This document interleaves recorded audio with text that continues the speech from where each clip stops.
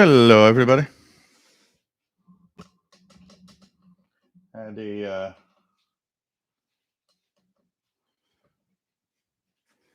a little moment with Mr. Paul the cat as I was taking out the garbage. Of course, he was following me and had to lure him upstairs with some little treats.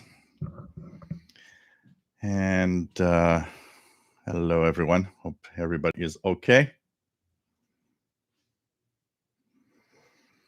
And let me just check if everything's all right. Everything seems to be fine. Hello. Start the SDR over here. And should be okay. So the SDR is okay.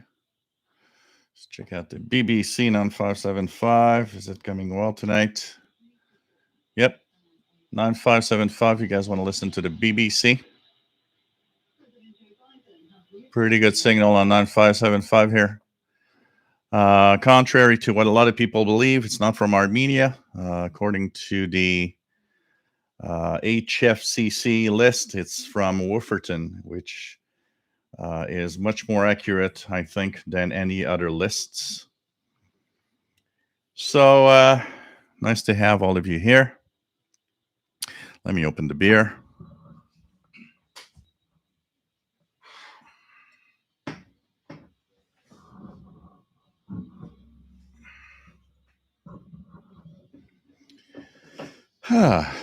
So hope that everybody is all right and that things are not too bad in your part of the world.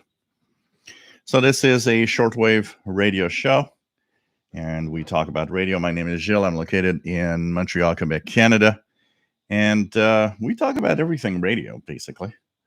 This show is live twice a week on Wednesday in North America, UT Thursday, technically. It's 0 hours UTC, so it's technically Thursday on world time.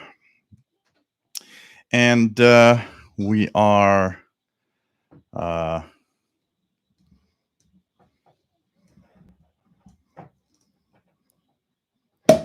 here we go. It's a fin du monde, or the end of the world today. And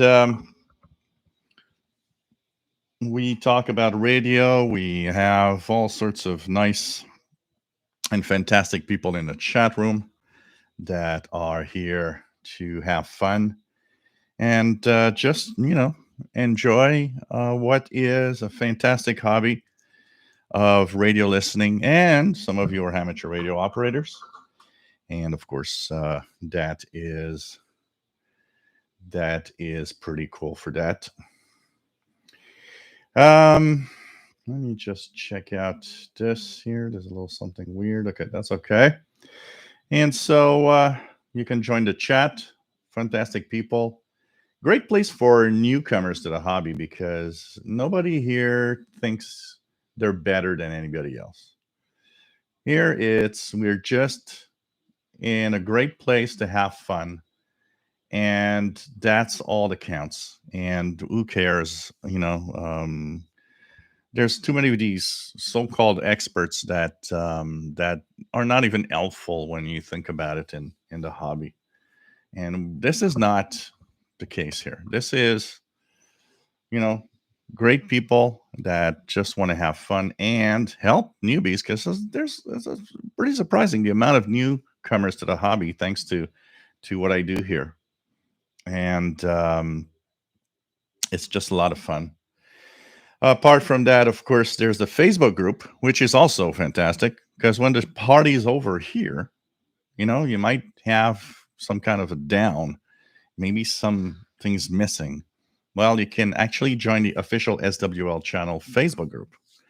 And that is 24 hours a day, 7 days a week, more than 2,000 fanatics of radio having fun and sharing what they're listening to, the radios they have, the new radios they're purchasing, and their observations. It's really, really cool. And of course, this is a great place also for questions and answers of all sorts for newcomers. And no BS there. Everything's, we take care of the bad parts, and so we have a clean group, a nice group, where fun is probably the most important part of what the hobby is all about there. So, welcome everyone. And for those that, because I've seen a few posts, I've got also a couple of emails for those that wonder and have seen. So the new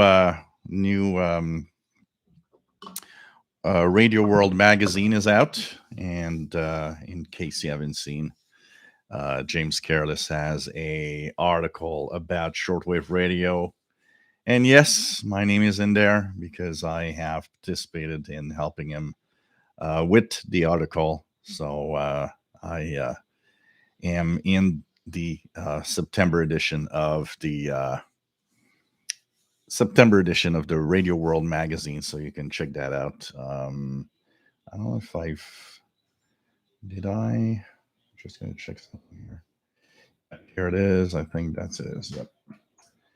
I just posted the link. That is the link to the latest edition of Radio World, and you'll see that there's the article: "Shortwave radios keep up with technological change," and have been happy to participate in that issue and that article quite a few months back. So I was wondering when it was going to be actually released. So let's pour the beer. And here we go. Look at that nice beer here. Fin du monde. So it's going to be the end of the world. There we go. So we've gone back to very beautiful weather now here in Montreal. Temperatures in the lower to mid 70s. And that's pretty much what we're going to have for the rest of the week. Beautiful weather, 70, 75 Fahrenheit. And this is beautiful, weather. The nights are a little more chilly now. It starts to feel a little bit like fall is arriving slowly but surely in Montreal. We've got what, 3 weeks left before the official change. And it's really nice it's that part of the year I like. All the everything that comes with fall, the colors of the leaves, and Halloween, and and kind of cooler weather, which I actually enjoy. So we're getting there again. It's another summer is slowly passing by here. So hope everybody's all right, and hope that all of you are enjoying radio. We might be right now. Propagation seems good. I'm hearing. I see that 94.20 Greece is super powerful. 95.75, the BBC World Service, is coming in really well here with their English language service. That is a frequency to monitor. As we'll get into fall in October, this might actually fade out. It's been a very good frequency this summer for BBC here in North America. So 9575 coming out of Wooferton, UK transmitter. There's also Radio Romania that is in English right now in 7375. So check out different broadcasts of different frequencies. WRMI also having quite a few different little things here. So it's nice to have all of that around here. Pretty cool. So what do we have in the chat room? So hello there, Bobby Burgess, WA5107SWL in Morgan City, Louisiana. I'm happy that you've gone through not too bad in your neck of the woods. It was funny because I immediately thought of you when I was listening to the Hurricane Watch net on 7268, and they were giving warnings, and one of them, they clearly mentioned Morgan City, Louisiana, and I immediately thought about Bobby Burgess. It's like, oh, Morgan City, that's where Bobby lives. So glad that you gave us also some news and that you're fine. But from what I understand, it's a heck of a disaster still down there in Louisiana and big parts of the state. So hope things get better as fast as they can. It's always a very difficult situation. Natural disasters are a tough one because of their one thing because of how huge, like a hurricane. How huge the devastation is. It's not just, a tornado is awful and bad, but it's very localized. A hurricane is bad, but it's very, very broad range, and destruction could be at a very, very, very large area, and the effects differently. And not putting down tornadoes, because tornadoes are really darn bad, but it's a different thing. And any type of natural disaster anyway is rough. Here when we had here we can say we're lucky here. We can't. There's really not that much bad stuff happening here weather wise, if you want. There could be that isolated, real strong thunderstorms sometimes. I haven't had. We haven't seen here in Montreal. We haven't seen a real bad thunderstorm in quite a few years now. We've had, we have our share of strong thunderstorms in the summer, but there's places here in the province of Quebec that had some tornadoes this summer, depending on where you live. It's not impossible. And winter storms for us is like, um, it's normal life. So we're equipped for the big winter snowstorms. The worst disaster we've had, pretty much, is that big ice storm of '98, which was, I got to say, very impressive.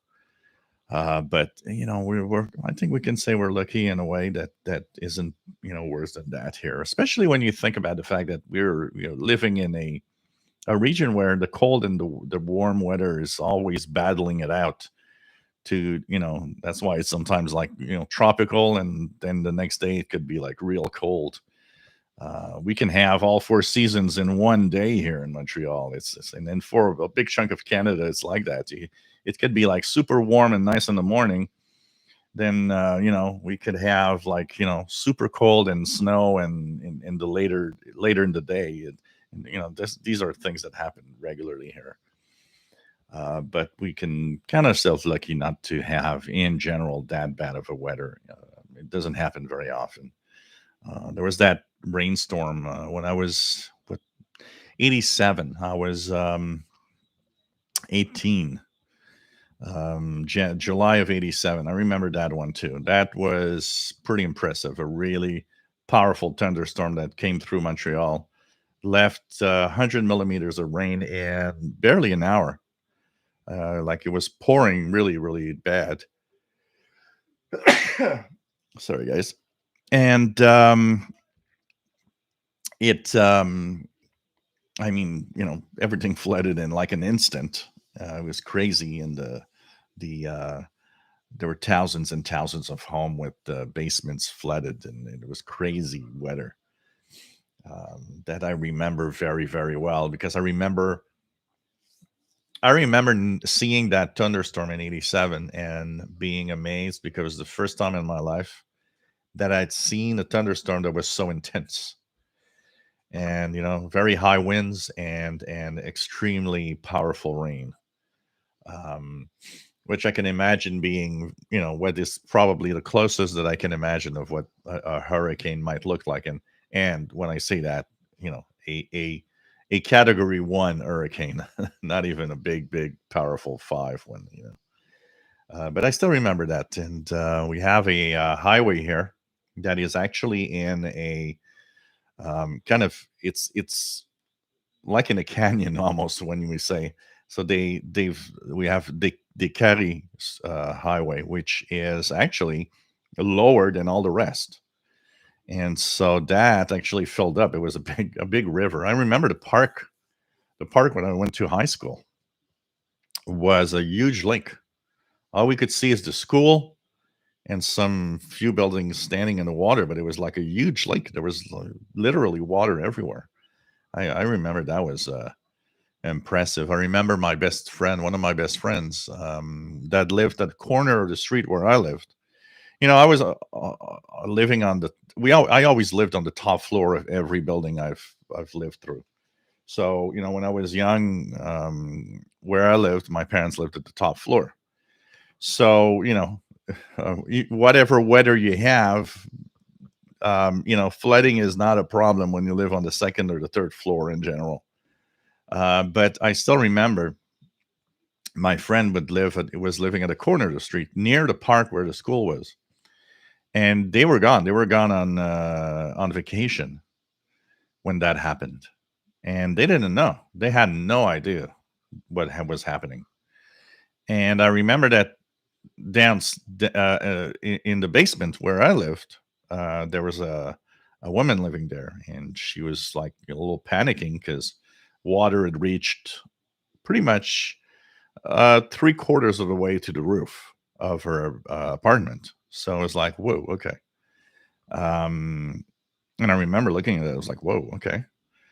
And I immediately thought of my friend. And the worst part is that where he lived at the corner of the street, it was even worse because there was actually where I lived, basements were flooded, but there wasn't any water outside, you know, on the on the grass, anything. Where he lived at the corner of the street was a different story. Not only was he flooded, but outside he was part of that lake of the park where I could see the water was about halfway the windows and the basement, and he lived in the basement. And I remember he told me because when he called me, he said, "What the hell happened?" And I said, "Oh, you missed one hell of a thunderstorm." And I didn't know where to reach you I couldn't reach you because back then we didn't have cell phones or anything. No emails, no cell phones, no nothing. When somebody's gone on vacation, if you don't have a way of reaching them, forget it. You didn't have a way to reach them. And he told me that the traces of the water were actually on the ceiling, which I'm not surprised because when I saw what it looked like where he lived, I thought, oh man, that's bad. And I remember because he just had a Commodore 64. He was waiting for that for so long. And he was so happy to tell me, I got a Commodore 64. Finally, we're going to, exchange games and stuff. And I still remember, um, him telling me, well, my Commodore 64 was underwater. But, those were tough. I remember, I think he told me he dried it out really, really carefully. And when you plugged it in, it actually still worked. Just like my Atari 1040 ST that I picked up in the water. Anyways, I see that a couple of you guys have tornado warnings, so be careful, stay safe. Don't take any chances. Last thing you want to do is take any chances, anyways, with bad weather. It's never worth it. And, it's better to save your life than to save whatever possession you have, which can, anyways, be replaced for the most part. If your shortwave radio goes away in a tornado, well, you buy another one. But if you go away in a tornado, you won't come back. So you don't do any stupid stuff. Too many people die for one simple reason: they took one stupid decision, and it's not worth it to exchange a life for anything material that you might own. That's not worth it. Your life is way more valuable. So stay safe, guys, and hope that nothing bad happens. The blind picker, nice to have you on board, Rob. Says tornado warnings here in Connecticut. So hope that everything's all right. Actually, I was watching I watch Windows Weekly from Twin Network, and one of the participants, Paul Tarot, lives in Pennsylvania, I believe. And he was in the middle of a tornado warning, actually. And as the show was happening, he actually showed outside. It was like pouring rain where he lived. What else do we have? Matt, MDK2, nice to have you here from Denver, Colorado. And says we are having breakfast for dinner. So no problem. Mark Cope, nice to have you on board. WA5153SWL from Dallas, Texas. Good evening. David KJ4 or CMY, nice to have you on board from warm and sunny Central Georgia. 45 unit, nice to have you on board from Florida, 89 Fahrenheit. But with lower humidity, that's always a little better. Says, Joe, that's a cool idea to use a video projector with SDR running. So yeah, that is something that I'm thinking of that will happen here. Actually, I'll give you guys. I'm going to go through the chat room a little bit so I can catch up. But we're going to talk because now we still have this this setup, which is kind of in the middle of the boxes and whatever. But anyways, we're going to talk about it a little more today. Blind picker Rob is W0RAB in Connecticut with tornado warnings, so you got to be careful. Charlie W8CFO, nice to have you on board from Columbus. James Farley, nice to have you on board from Old Bridge, New Jersey. Brad in Amarillo, nice to have you on board. And 5LUL had the keys tonight. WA5192SWL. Nice to have you here. Shelly, nice to have you on board. SoCal, nice to have you on board from California, AJ6LL. We have VT Radio in Northern Vermont, not getting any weather from Henry or Haida. I'll call him here. Paul AA1SU. Yeah, I'm here too. It's interesting because when hurricanes hit the south of the U.S., this is the time of year where often the track, once it gets on land, the track brings it in our area. You in Vermont and here in southern Quebec, we often have what's left of the tropical storm, which usually results in winds and a lot of rain. But Hurricane Ida actually took like a turn and completely avoids us. So it's kind of interesting. But I'm sure we'll be caught up by some other tropical storm at some point. We usually have at least one or two of those with high winds and a lot of rain, especially September, October, 2 months where usually that happens.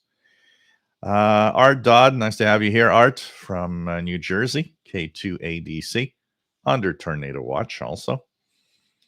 JRDX, nice to have you on board.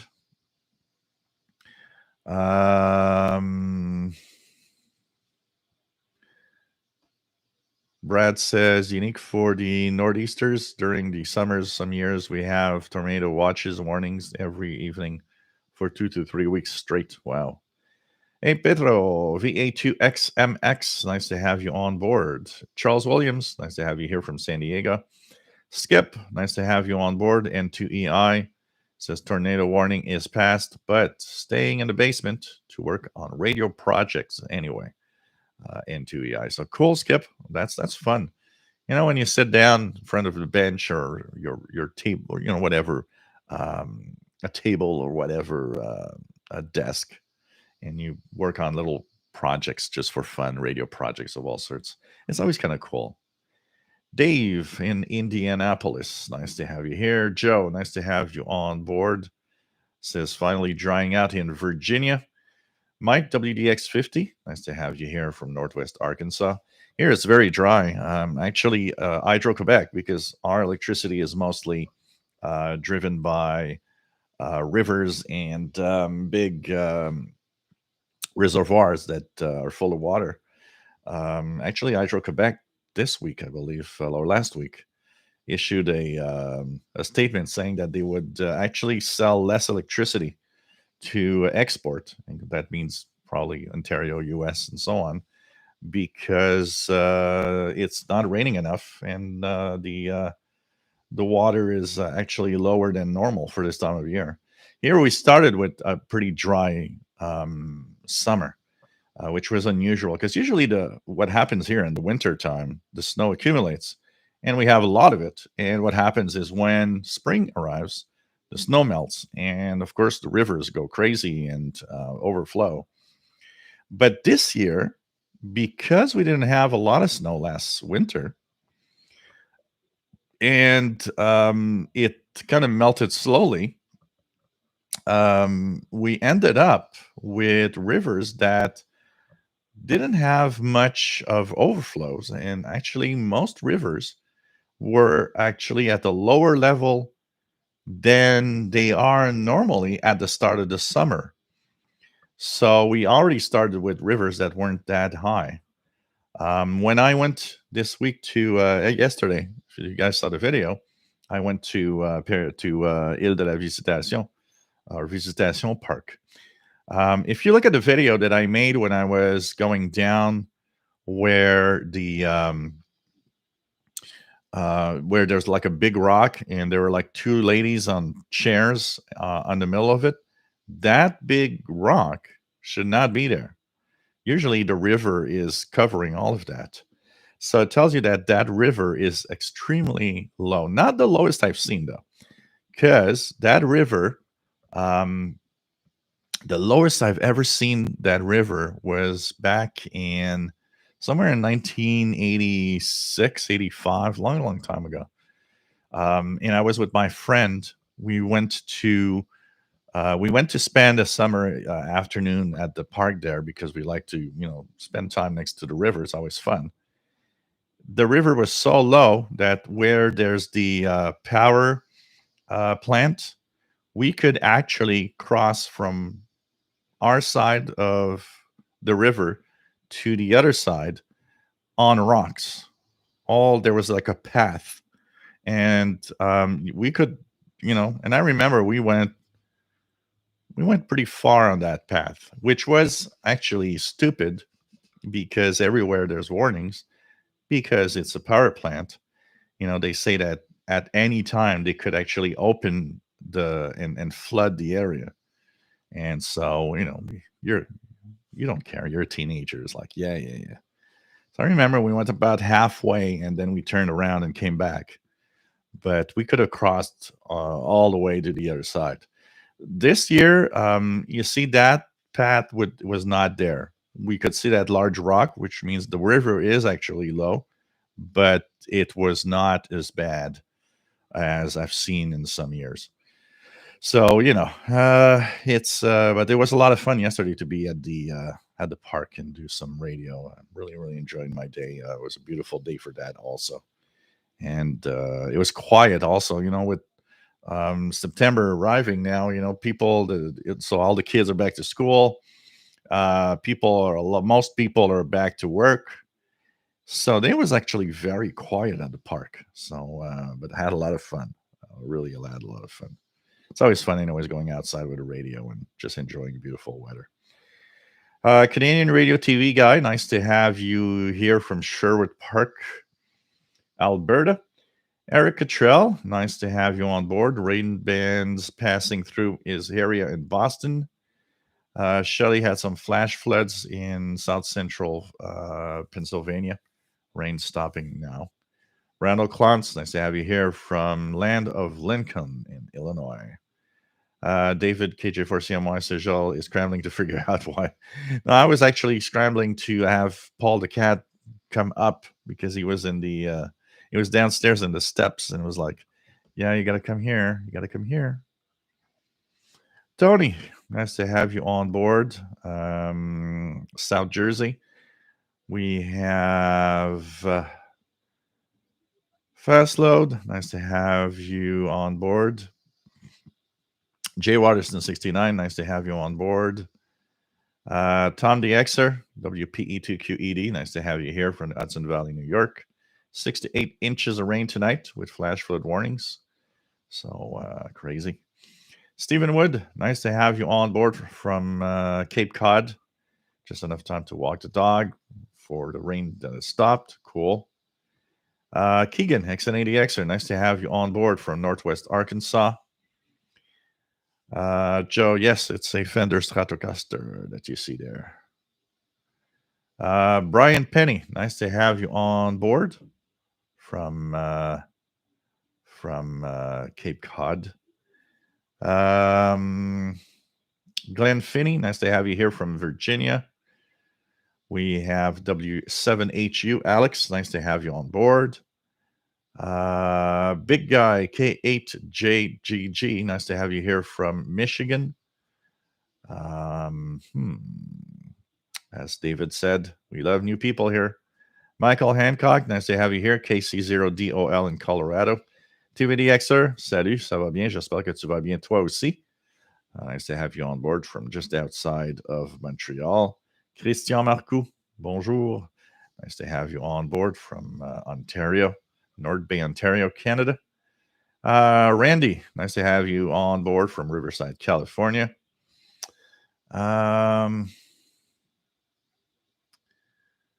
Canadian Radio TV guy. Yep, Radio Prague celebrating 85 years. They got on the air in 1936, and was actually I listened to the show yesterday. It was a very interesting show and very, very nice to they went back in time and talked about how it started after the war, during the war, after the war, communist era, all of that. Kind of an interesting, and they had different recordings of old identifications of Radio Prague. It was very, very interesting and very nice. Incredible to think about it. When I think about how a station can celebrate 85 years, it's just amazing when you think about it. Then again, when you start thinking that in 2022 I'll be at my 40 years of radio listening, that is also something to think about. Do miss a lot of the old days of the broadcast. I wish I had the equipment I have now back in 1982. I mean, how amazing would that be? Imagine an SDR. Imagine an SDR back in 1982. How crazy fun that would have been to use. And wow, I just can't imagine. And all the signals you would see on the display. RTM, nice to have you on board.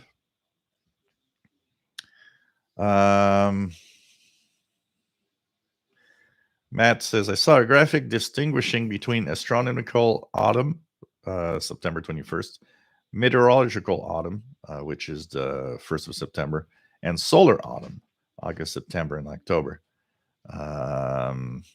The last definitely applies to radio. Definitely. That's the solar autumn is what probably defines more the propagation conditions we have. Absolutely. That's a good one. Absolutely. Rick, nice to have you on board from Milwaukee. Jeff King, nice to have you on board from Jacksonville, Florida. Matt says your comment about the weather made me think of it because your weather sounds quite autumnal for me. Right now, it's actually today we had 23, 24 Celsius, which is normal for September 1st. We should have between 22, 23 degrees right now. But this is the time when it starts to actually go down fast. So usually, I looked at the weather. We're supposed to have a pretty beautiful September. Weather-wise, we'll be in the 70s for a big chunk of September. Yet, the normal for September 1st in Montreal is, about 24? But by the time we will be on October 1st, the same normal is like 15 degrees Celsius. So we lose kind of 9 degrees in 1 month. So temperatures are dropping quite fast. So when it gets cooler, especially when it's like a little, we have a couple of weeks of still warm weather, but then it really goes to the cool side. It often is kind of surprising because it really goes cool. And that's just going to go faster and faster. September is that month where anything can happen. We won't have snow. We don't usually have snow in Montreal before October, at least. But we do, when it gets cool, it starts to show that it's getting cooler. And the angle of the sun is crazy. At this time, it's really gives it away that we're going. We're slowly getting to the cooler side.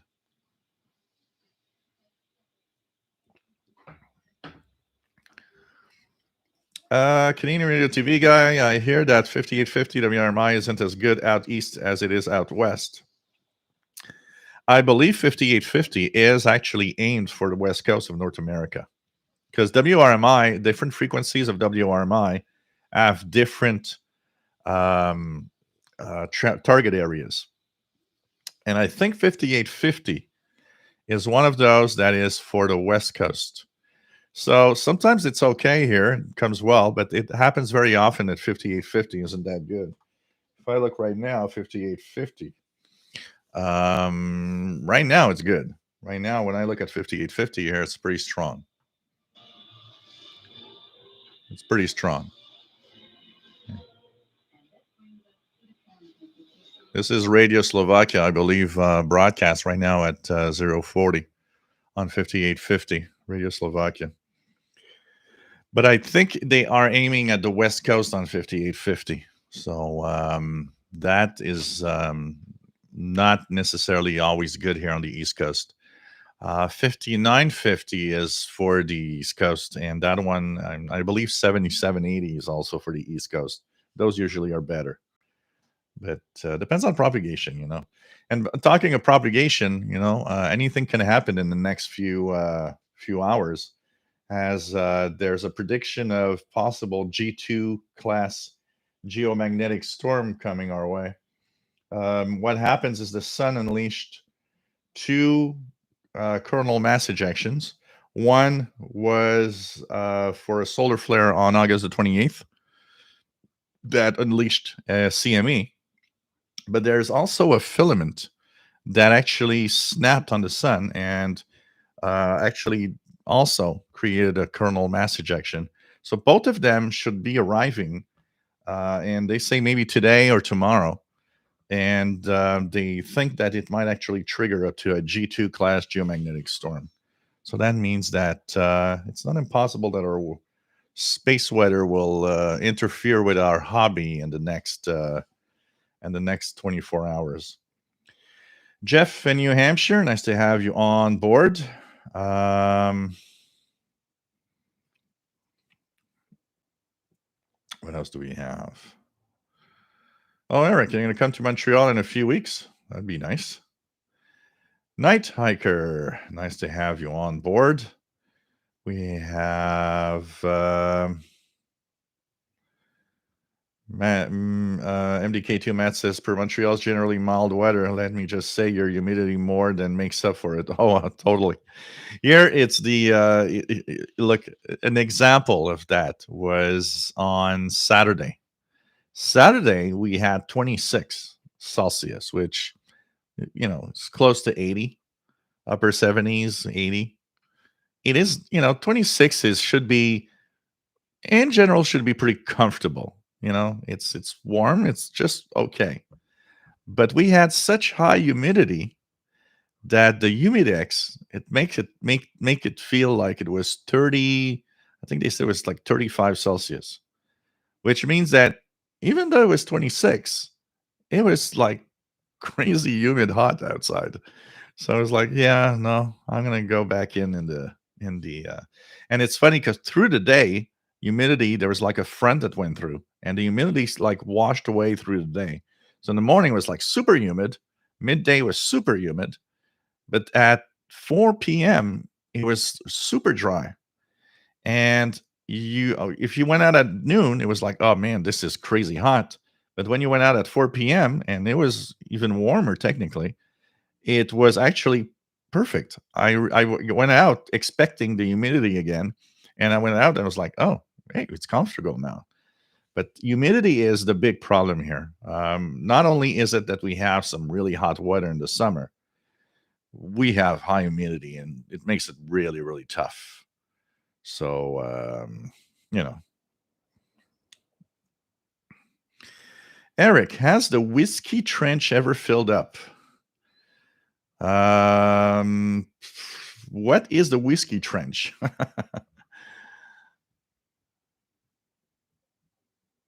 Thomas Olson, nice to have you on board from Baltimore. Some heavy showers. Well, a lot of rain for you guys. Ron C, nice to have you on board, Ron. What else do we have? Yeah, like Eric said, they cannot buy another you. Absolutely. Yeah, maybe someday with advanced AI and robotics, and maybe we'll be able to take a cell and copy your DNA, and some machine will behave like you.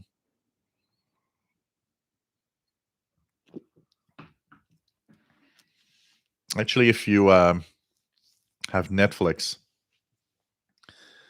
watch. I've been watching all of them, binge watching all of them. They're kind of short, like 20 minutes length.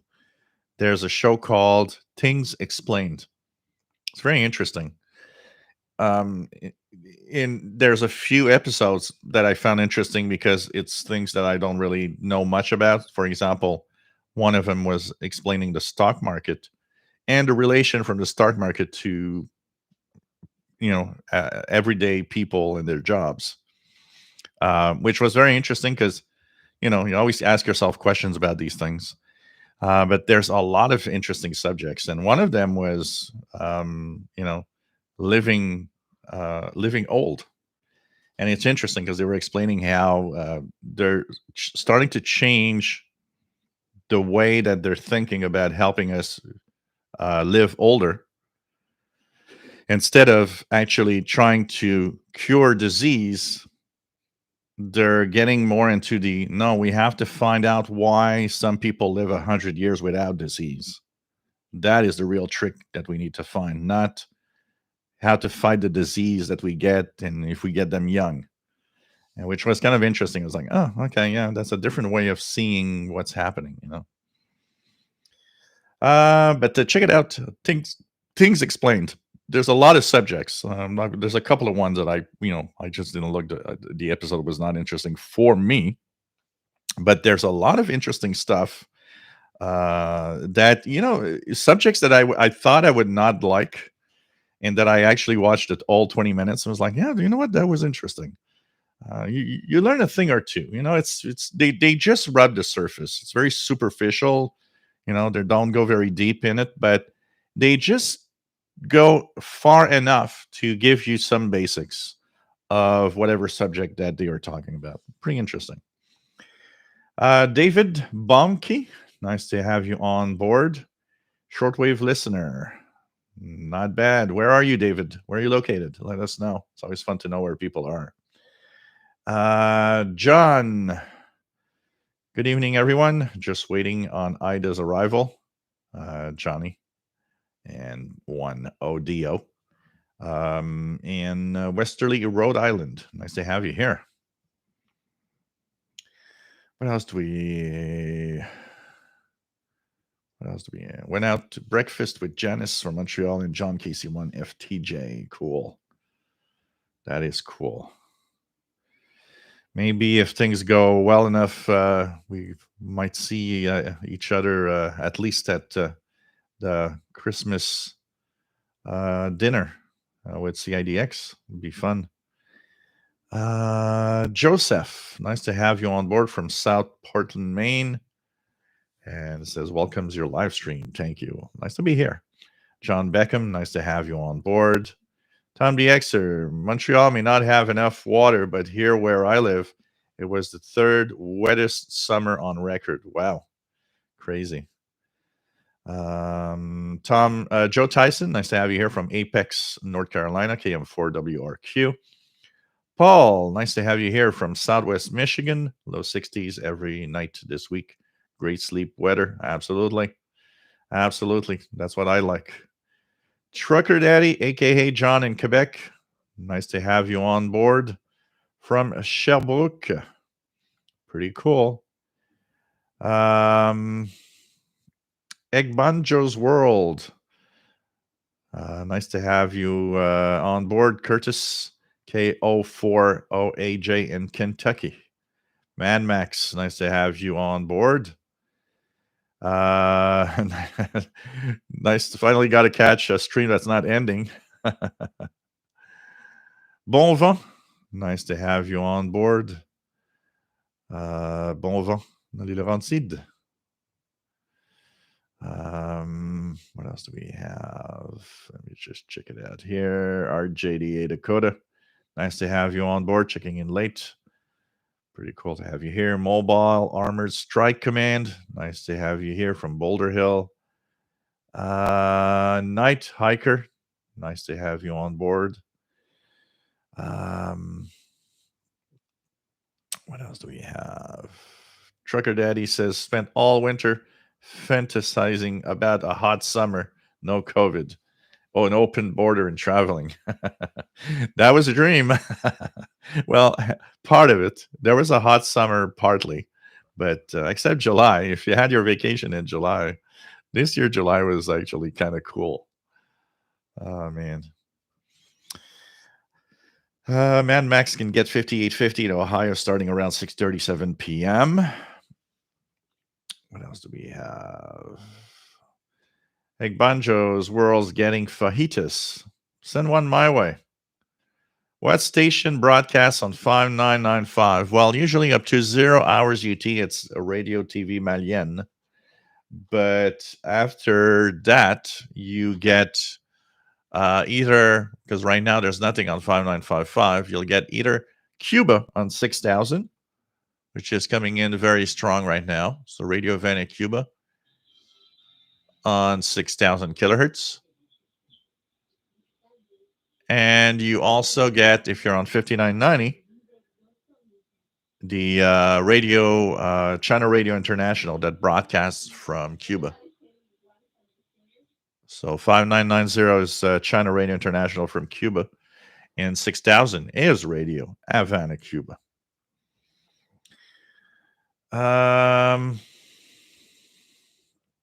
David is shortwave listener, and he's in Iowa. Cool, nice to have you on board from Iowa, my friend. Mike WX50 says, I like Czechoslovakia on 7345 and 82. My notes say they were talking about the start of the new 5-year plan. I'm sure that was scintillating listeners. That was crazy. And I mean, Czechoslovakia, and I mean, those were the days. Czechoslovakia and Radio Prague. I remember they were sending a lot of stuff. Radio Prague, which was so different back then. Actually, if we look at just an example here, so Radio Prague.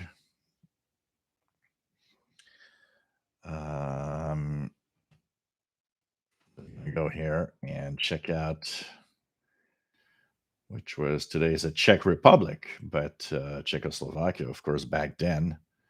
So external service of Radio Prague. So here's a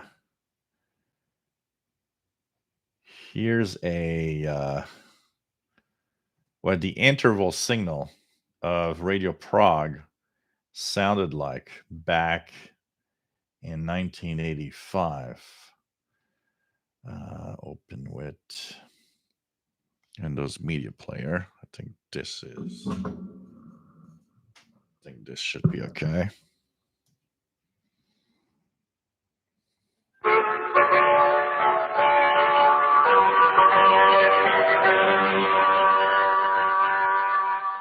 This is Radio Prague, Czechoslovakia.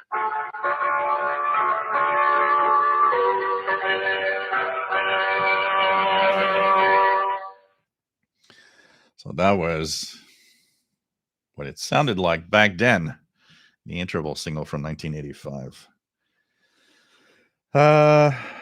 Kamagzi 76. Almost forgot about the Wednesday show. Things are going okay. Here. James Farley is hearing some emergency action messages, 8992-4724.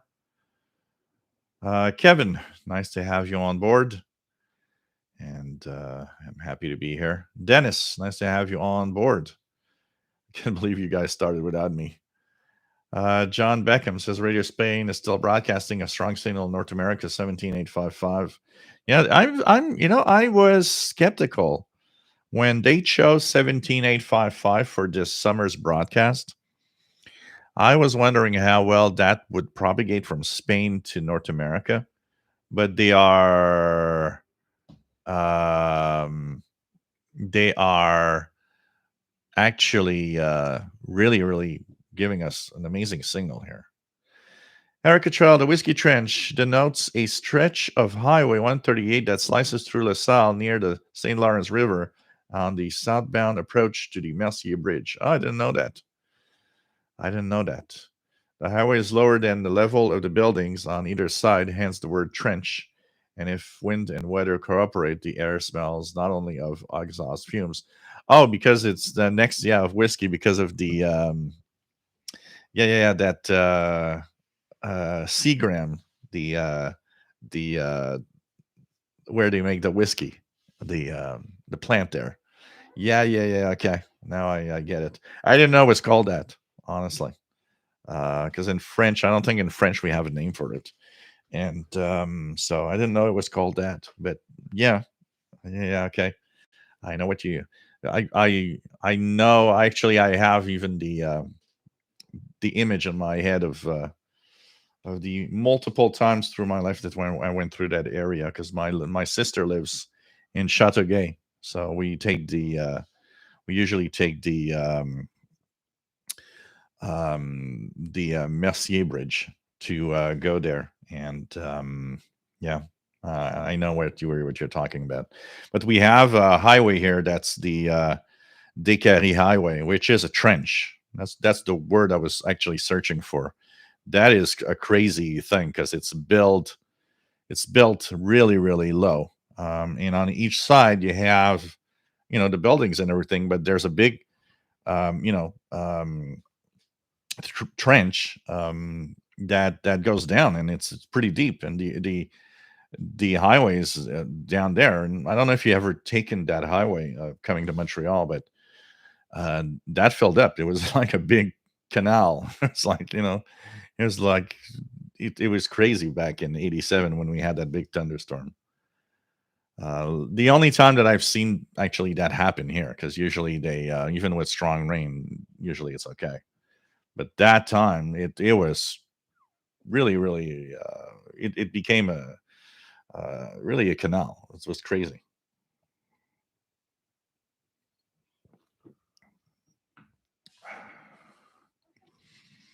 Okay. What else do we have? Mad Max bought a few antennas and connectors for his Ethon Elite Executive. Cool. The important thing is to have fun, try different things. So Stephen Wood just got a Baofeng UV5R from Amazon today. Cool.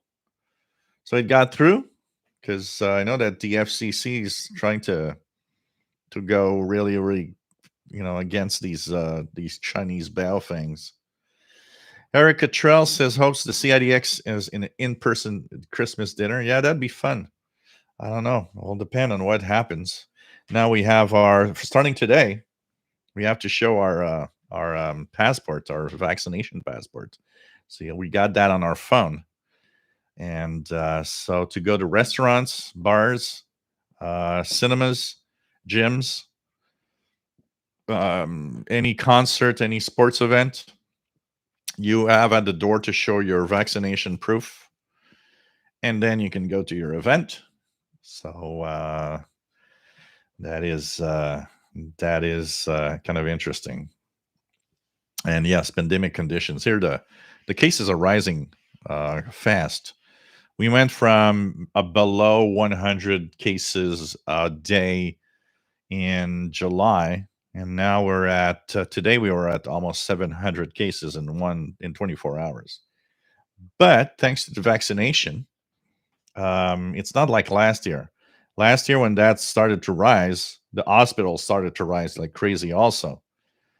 This year, that's starting to rise, but the hospitalizations are not really rising very fast. They are rising, but not rising very fast. And it seems that the majority of people that get into the hospital are non-vaccinated people, or that they had only one dose. So I hope this, I hope the vaccination holds.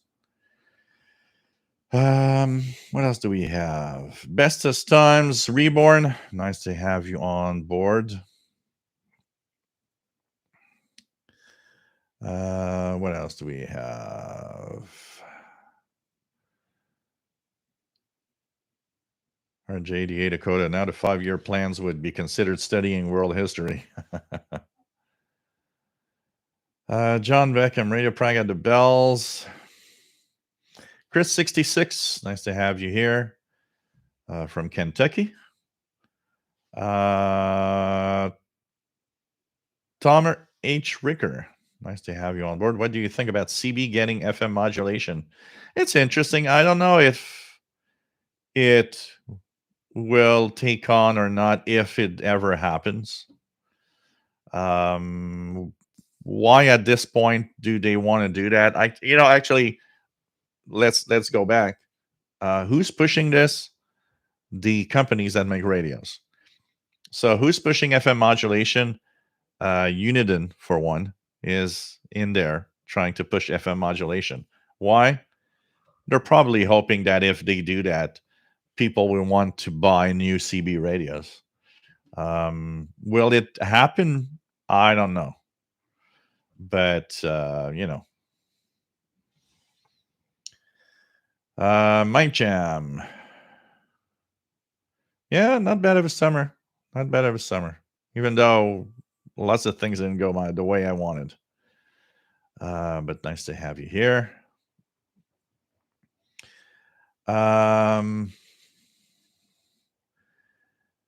Yeah, John, the Radio Prague was actually the interval signal I just played. Pretty crazy. Today it's different a little bit. Matt says, is Radio Exterior Spanish 17855 supposed to be on now? I don't have any signals at all. I'm just gonna check here. 17855. Do I got it? I got no signal here, and it's now 01 UT. 17855. If I check here, is noted to be on from, so 17855 Spain is supposed to be on, oops. Usually it's supposed to stop at 0 UTC from what I see here. So, 0 hours UTC is when it stops. Monday to Friday up to 0 UT. It shouldn't be past 0 UT. But Spain sometimes has one thing happening. It's that they stop the broadcast, and they play the interval signal. And sometimes the interval signal just plays and plays and plays over the time when it actually shouldn't be on. So that might be what happened. But here it says it up to it starts at 14 UT and stops at 0 hours Universal Time, 24 UT. So it's supposed to have stopped about an hour ago. And here I've got nothing. Chaz Tank, good evening, Jill, and all radio friends. Tuning in late from Louisville, Kentucky. Nice to have you here. Swiss Radio International. Yeah, Swiss Radio International was this one.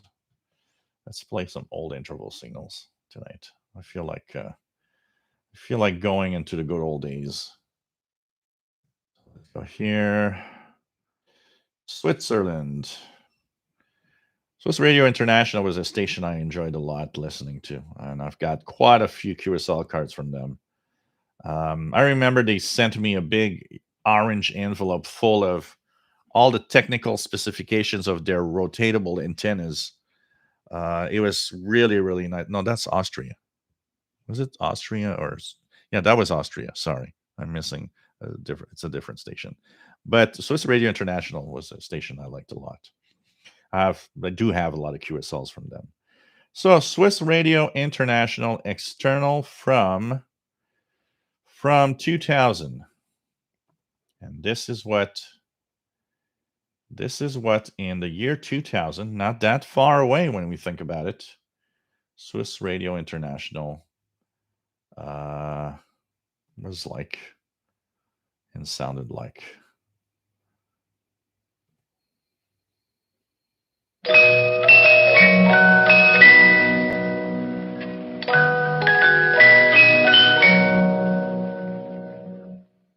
You're tuned to Swiss Radio International in Bern. Stay tuned for our programs to Southwest Europe in English, German, French and Italian on 15.315 megahertz. Swiss Radio International.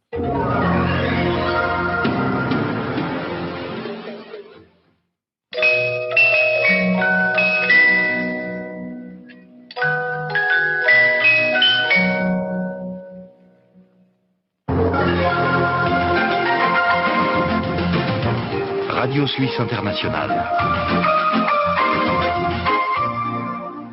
Le journal Vanda Yanka. Oh man, that brings back memories, I can tell you that.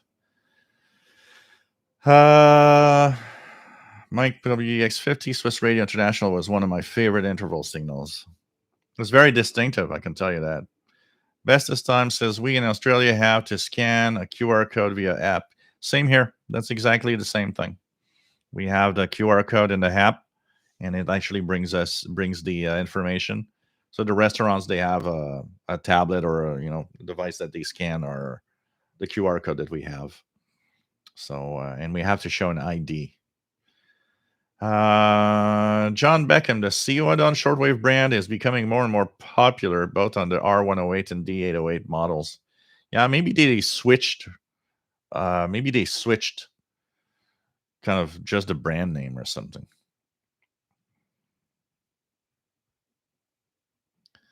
What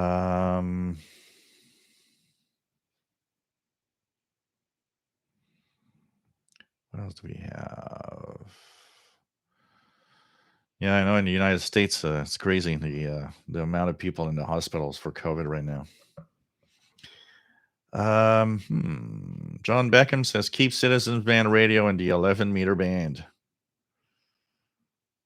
JDA Dakota, FM modulation on CB is an excuse for companies to dump the technology on the customers.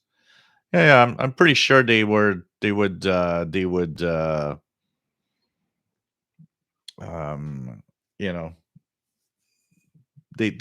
to just sell more radios, CB radios, pretty much.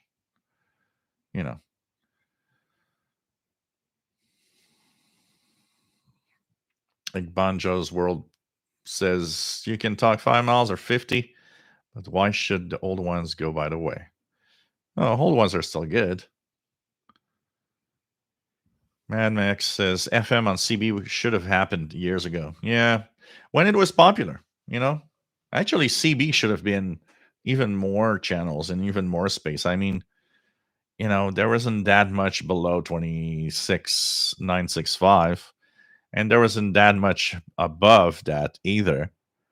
I would have given it like 100 channels and, FM and all sorts of things like that. That would have been kind of cool.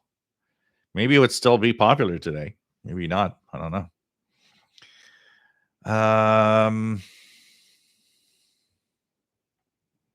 Chaz Tank, something I missed, the packages of swag from different stations. Yeah, I remember. We would get keychains. We would get, what did I find the other day?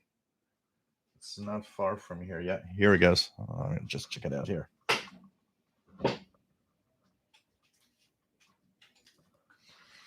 Why is that not following? Just one moment. So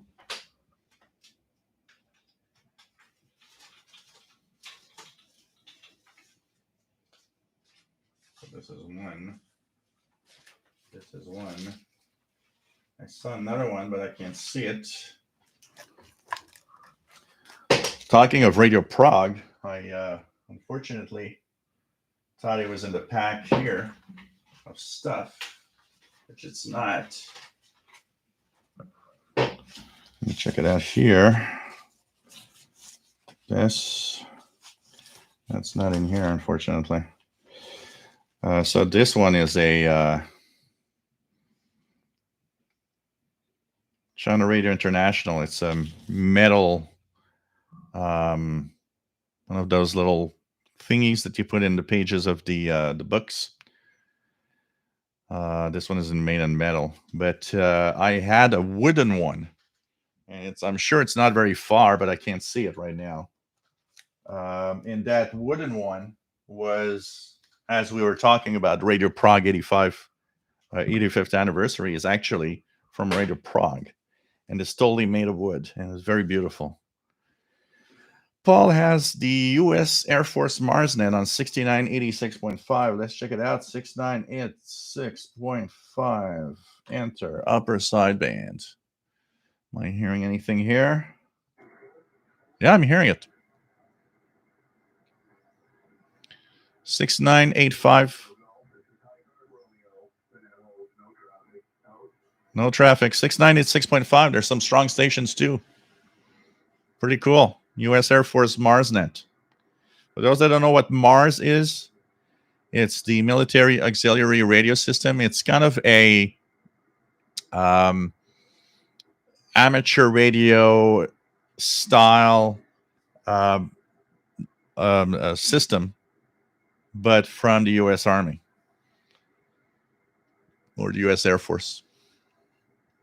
And they have a lot of nets at this time. There's a lot of nets in the evenings. If you tune around, you'll be surprised at the amount of nets and how active also the U.S. Air Force Mars is. And sometimes we have here the equivalent in Canada called CFARS, Canadian Forces Auxiliary Radio System, that is also active. And sometimes they do cross communications with amateur radio, which is kind of fun. Mad Max FM on CB will probably have a gentleman agreement like they do with SSB on CB. With JD get a coded, and if necessary for a large. Whoops, I lost the emergency if we don't be able to send that far without a repeater. Yeah. Mike, Swiss Radio International had a program called Shortwave Merry-Go-Round. Their news program, Dateline, was very informative. Yeah, I don't know if we could, let me see if I could, can I find Shortwave Merry-Go-Round Swiss Radio. There's something here. Swiss Merry-Go-Round. So, let's check it out.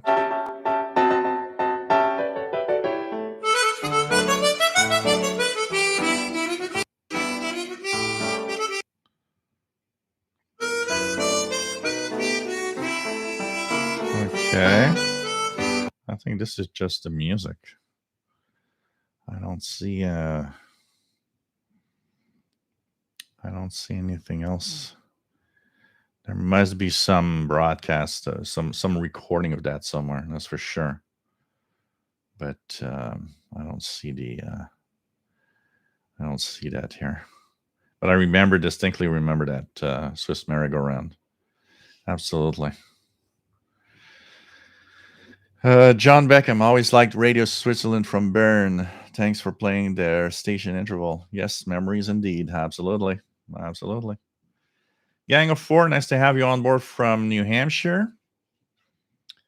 What's next? TV on CB? Why not? Slow scan television. We'll be sending pictures. Just thank pennants, stickers, calendars, T-shirts.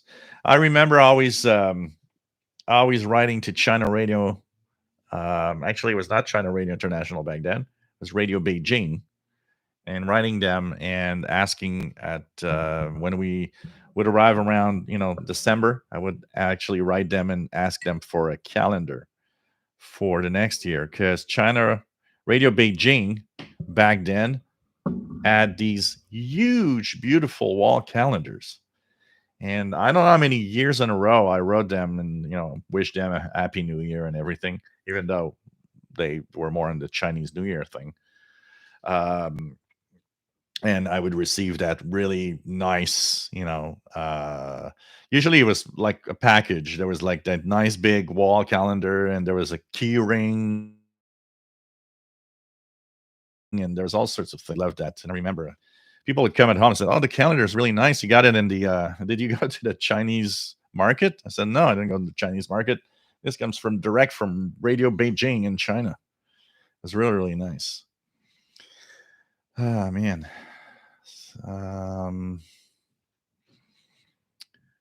John Beckham, is Radio Buenos Aires from Argentina still broadcasting? It's broadcasting via WRMI on 93.95. Their schedule's a little complex because they have a once a week broadcast. So if I look, it's not just 93.95. They're on a couple of frequencies. But 93 and 95 is where I hear it most. 93.95 Argentina from 01 to 01:30. So right now, 93.95 AM. You can listen to RAE Argentina right now in English. 93.95 kilohertz. They're on right now.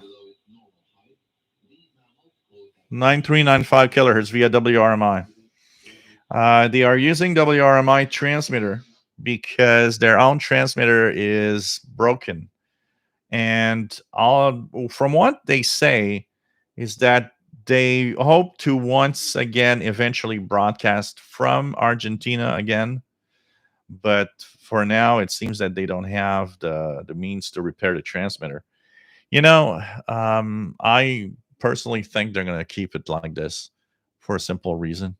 Probably cost them so much less to just pay for some relay of WRMI, and they're really, really well heard, than to repair and come back from Argentina, even though it's way cooler in Argentina, from Argentina to North America to hear. But I remember when they were with the old transmitters, I could hear them mostly in the spring and fall times was the best times on 11710. And I remember I found it cool. I'm hearing Argentina.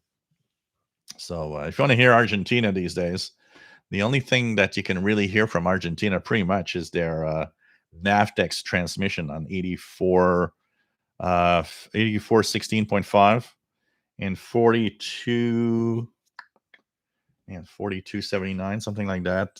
They have I hear them quite often here.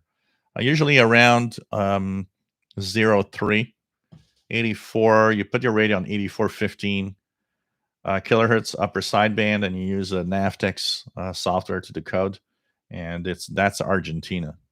And it's Argentina because first it's in Spanish, most of the broadcast, and they talk about Buenos Aires. They talk about the Antarctic side of of the ocean and so on. But if you want to hear RAE Argentina right now, 9395 kilohertz, it's in English on 9395 kilohertz from WRMI relay, and they have a pretty good signal right now. But this show is once a week, and they have French and different languages on other frequencies and different times. So it depends on what you want to listen to. What else do we have? Chastain, posters, prints, some great stuff. QSL cards, yep. Magazines. And I got so much stuff. I still remember radio. I have to find the tape. Radio Bulgaria sent me a tape of Bulgarian music. And it was it was a simple 4-track cassette that obviously was a copy of some album that they sent me. It was funny. You thought that you would think that they would send an original of whatever Bulgarian music. Nope. Simple tape written, it's all written, handwritten on it with the titles. And it was all, 1 hour of Bulgarian music. I still have this somewhere. I need to find that tape. Man. Mike WDX50 got a cookbook from Radio Polonia. Wow. RGD Dakota, some of those videos actually feature some of those interval signals. Yep, absolutely.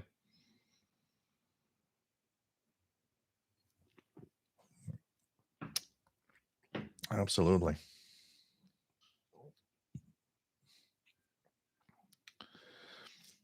Keegan saw Zenith Transoceanic H500 from 1951 in an episode of the CBS TV show MASH. Oh, man. Gang of Four, will CB on FM affect the range? I don't know. If would it give it more range or not? I'm not sure. I really don't know.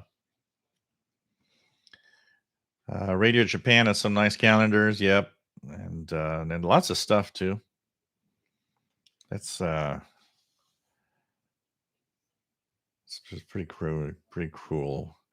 Mad Max been getting into old time radio shows. Found 2 stations on AM 740 900 that has old time radio shows. Starts at 10 p.m. These are fun. When you get into it, when one starts, you just sit down and start listening to that. You know, the best for the old time radio stuff, once you tune one, you shut down everything. You know, you turn off the TV, you shut down the world around you, and you focus on the broadcast. And it's surprisingly effective. Imagine how those stories need to be well written and well played in order for us to actually be there, you know.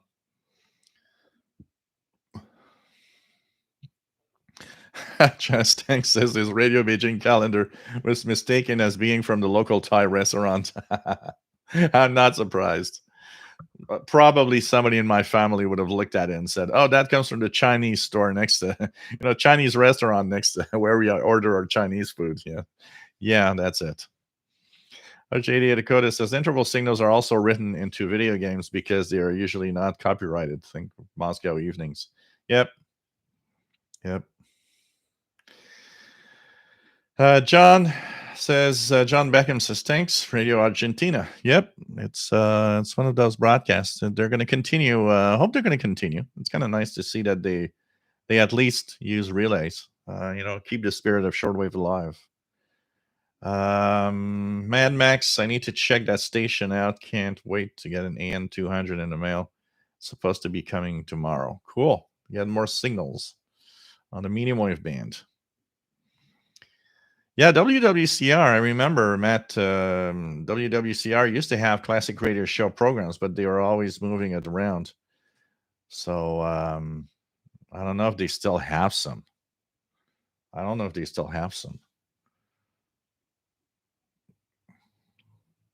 Robert Prosper says, grew up on Chicago radio. What's the beverage of the night? It's the Fin du Monde beer, because I am waiting for my vodka to arrive. I ordered last Friday vodka and some wine bottles from the liquor store. And usually they're really fast. So, I ordered on Friday. I was expecting to have the package maybe either Monday or Tuesday. And we're Wednesday. And all I got was this afternoon. I got finally got a tracking for the shipping. So that means I'm going to get it tomorrow. My only guess is that maybe one of the bottled wines that I ordered was not in stock. So they were waiting for that before they shipped. So I'll be back on the vodka and cranberry on Saturday. I almost, was it yesterday? Yesterday evening, I almost went out and took a walk to the liquor store to get a bottle. But I after a day of DXing and all, I was like, I'll wait until I get it.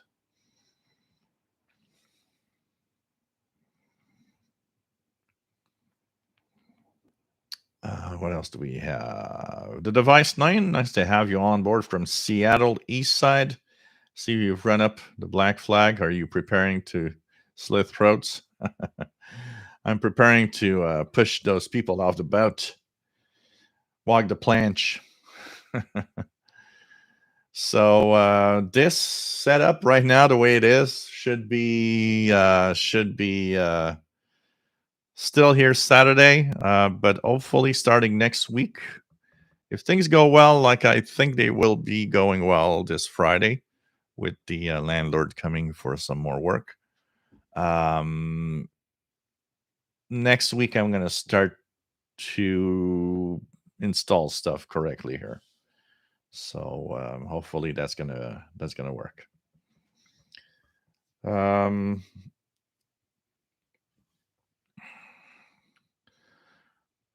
Robert Prosper says, I remember the weird stuff you could catch on UHF TV in the Chicago back and then.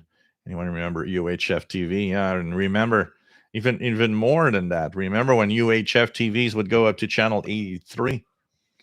I remember that black and white TV I had for TVDXing back in the late 80s. It actually had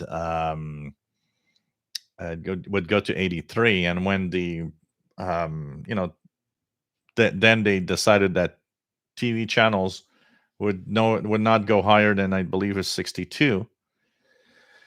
I remember when the analog cell band started, I could when I would actually fine tune the TV above channel 62, I could actually hear cell phone conversations on the TV.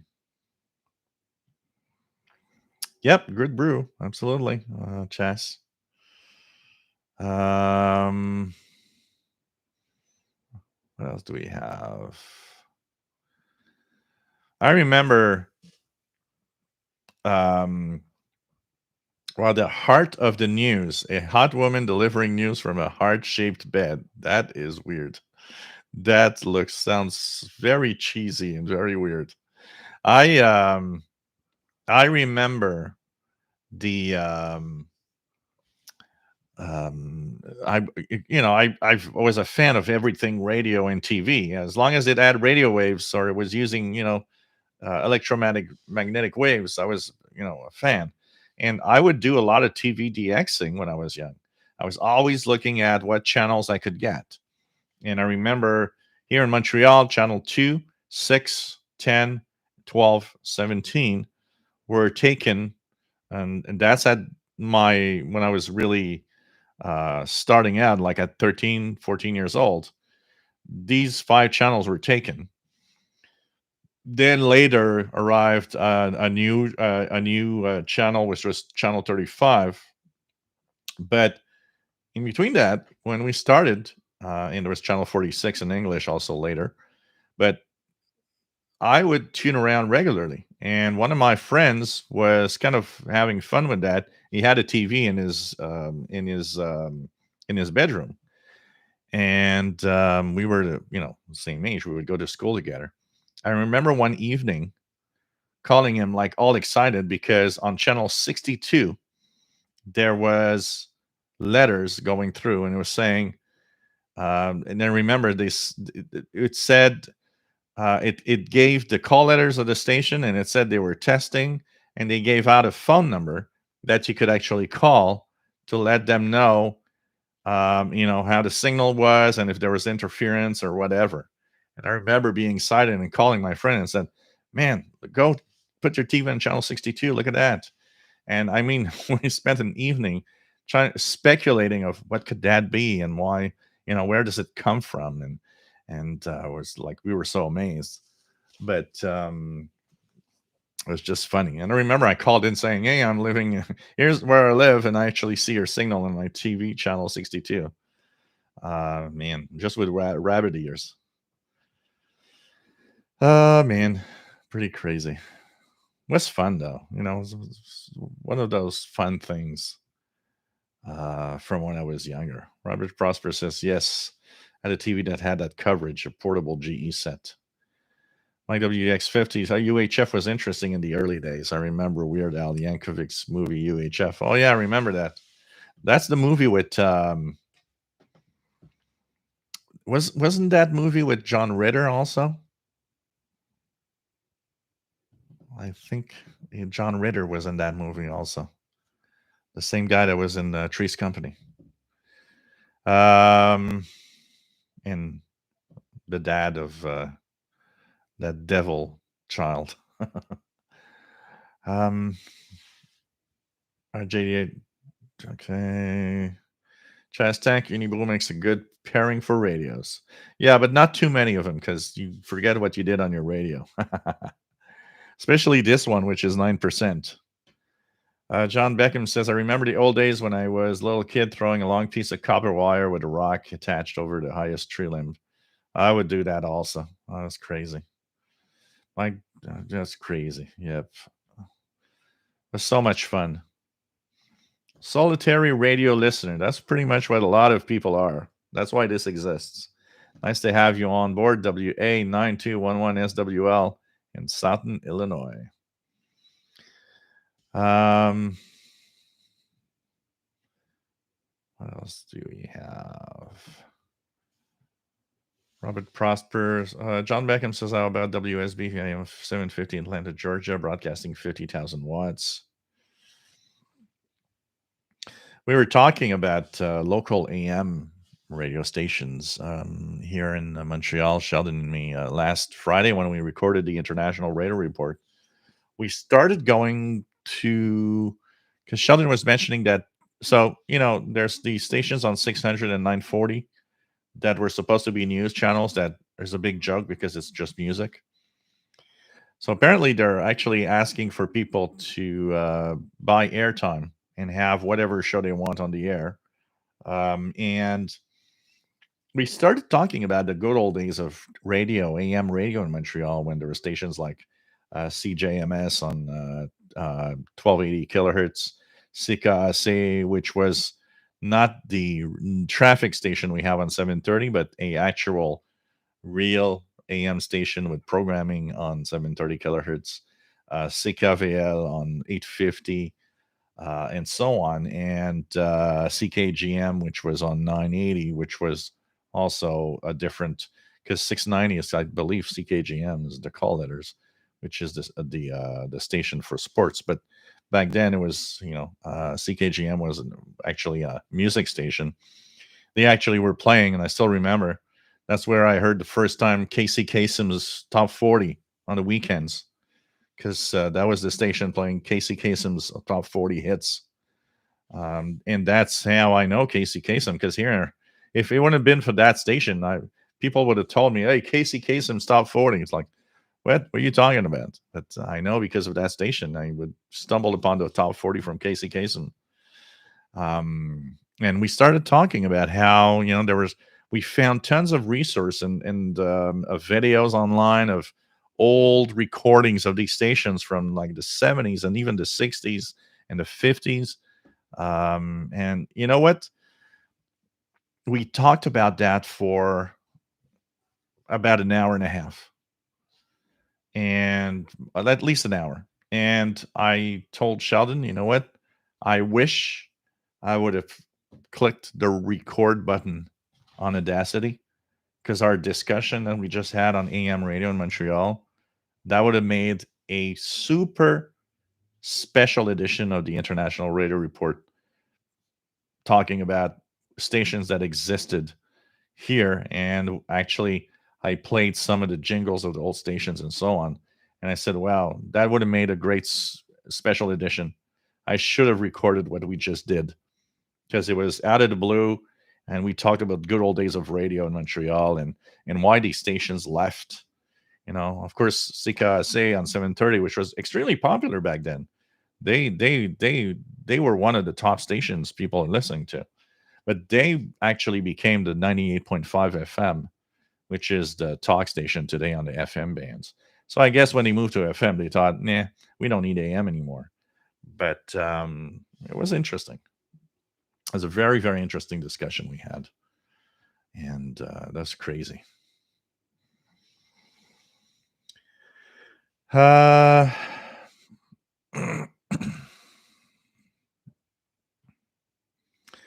And we talked about one of the things that was interesting. We talked about music on AM radio, because when we were talking about that station on 600 and 940, but it's mostly 600 asking for programming and hair time, Sheldon just out of the blue said, why not do a music show? Because, at first it might sound weird because we listen to music on the FM because, it sounds better and so on. But at the same time, it's saying, if you have a guy or you have someone that plays really interesting music, even if it's AM, you're going to listen. And I was like, I would. Yeah, it's not the quality of FM, but if there would be a music show, an interesting music show that brings all sorts of stuff that we don't hear, yeah, probably would, even though it's AM. So, it's kind of interesting. But boy, the old days of AM radio. Ah, man.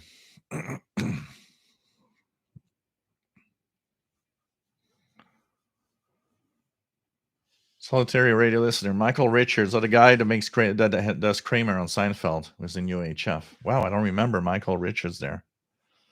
Wow, it's been so long since that UHF movie that I don't remember. I've seen it once at the movie theater, and I don't think I've ever watched it again. So I kind of don't remember almost nothing about it. Pretty crazy. The best 9 UHF TV was like having cable if you were in a big market. Before there was cable, everyone else elsewhere had only 3 channels.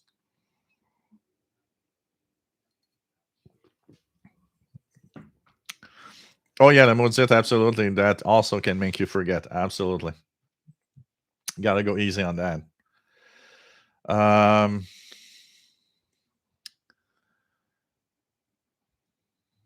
What else do we have?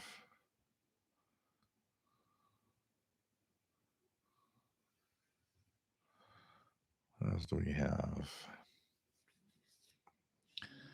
Device 9 says, remember that nobody taught cable TV succeed because who paid for TV? TV is free. Yeah. Well, they got us. I mean, I was responsible, and that I remember, I was responsible for my parents getting cable TV because we had, so I was, I'll give you guys a funny story with that also. Well, funny story. It wasn't funny at the time, but anyways. First part of the story. I was 9 years old ish. We're talking 1978. And I wanted to watch cartoons. But all the best cartoons were on the American channels. And, even though I would play with the antennas and everything, it was like, kind of crazy. So I was always bugging my mom because my next door neighbor, an Italian friend I would play with, they had cable. And I was like, wow, this is so cool. Cable is so cool. And so I bugged my mom and dad for cable for a long time. And I don't know what argument, I don't know what made them actually do it at some point. But one day we had cable with that Gerald, that with the buttons that click, that Gerald channel changer, which had like something like 30 feet of wire on it, which flew through the air. I don't know how many times because you trip over the wire. And we had cable back then, and I remember we had like, I don't know, maybe we had 25 channels. I'm trying to guess how many channels, like 25 or something like that. And I remember being amazed and everything. That's where I saw my first show. There was a show on the cable community channel. There was like the cable channel that is like that channel from the cable company because back then they had that. And I remember that's the first time I saw a guy play music video clips, and we're like in 1980, and I was like, I was hooked. I was like, oh, this is so cool. Not only music, but videos with it. So anyways, we got that, and cable cable TV was like super cool. And of course, then it progressed. There was all the specialized channel. I remember the other time that I bugged my parents for for a channel was when Much Music here in Canada, because you guys in the US had MTV Music Video, started in '81. We didn't have that here, at least in Quebec. But Much Music, out of, I believe, Toronto, came on the air, not like in '82 or '83 maybe. And I remember that was when I bugged my parents again. I was like, I want to have Much Music. I want to have Much Music. I wanted to have that 24-hour video channel, which never succeeded. That one I never succeeded on. But the funny story, the story that goes with this, hey guys, is this. Listen to this. So, my dad, I'm actually, for those that don't know, I'm actually junior, because my dad has the same name as I have. So I am actually Gilles Junior, in reality. So when I grew up, of course, what is the first thing you want to have when you get a job and everything goes well? You want to have your first credit card. So I apply for a credit card and it's refused. And I don't understand why they don't want to grant me the credit card. I try again, like, I don't know, 6 months, 8 months later with a different company or a different bank or whatever. And I get a letter, but the letter is interesting. The letter says, we can't grant you the card, but we invite you to go check out your credit report. So I guess somebody somewhere at the bank said, something's weird with this credit report. Maybe you should go and check it out. So I go to my credit report, and what I find out is, so back then when I got my first job, my dad lost his job a couple of years before that. And he had ran away without paying anything. So all the credit card companies were all searching for him. But we have the same name and we lived at the same address. What do you think happened? All of his bad credit was in my report rather than his report. So it's like, whoa, that's not me. I have nothing to do with all of that. So I had to write an official letter at the credit bureau explaining that these are not my, these are not mine, that those are my dad, and that, you got to get that out of my credit report. They did it for all of it except one thing. I still had unpaid cable TV. And so I called and I said to the guy, why is that still there? And they said, well, we can't prove that it's not yours.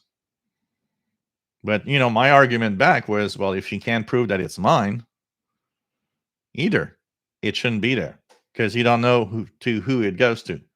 It's just the name that is the same and all of that. But, name and address was enough for them to, like, nope, sorry, name and address, it's you.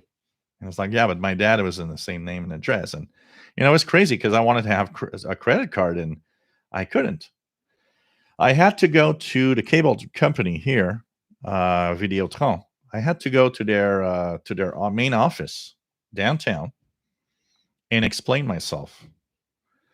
So when I went there, it wasn't easy because they were like, well, I'm sorry, but we don't know if it's you. Because back when, in 1978, when they got cable, they didn't ask for anything. So the only thing that was in their records was a name and a postal address. So the cable company didn't want to take it out because they said, well, we can't prove that it's not you. So I had a stroke of genius and I said, do you have the date of the installed cable? And she looked and she says, oh, yeah. It was installed in September of 1978. And I said, there you go. I said, in September of 1978, I was 9 years old. I don't think I called the company and said, excuse me, miss, can I have cable? She started laughing. She said, you got a point there that it's not you. So she sent that to a higher whatever. And about 2 weeks after, I got an official letter that I could send to the credit bureau saying, this credit is not mine. But it was really, really, so much trouble just to remove stuff from your credit report. So finally, after that, about a month later, I applied for a credit card. I got it immediately. But man, that was complicated. So now you guys know I am Junior. So you can laugh it all at my name. I never used Junior because I hate it.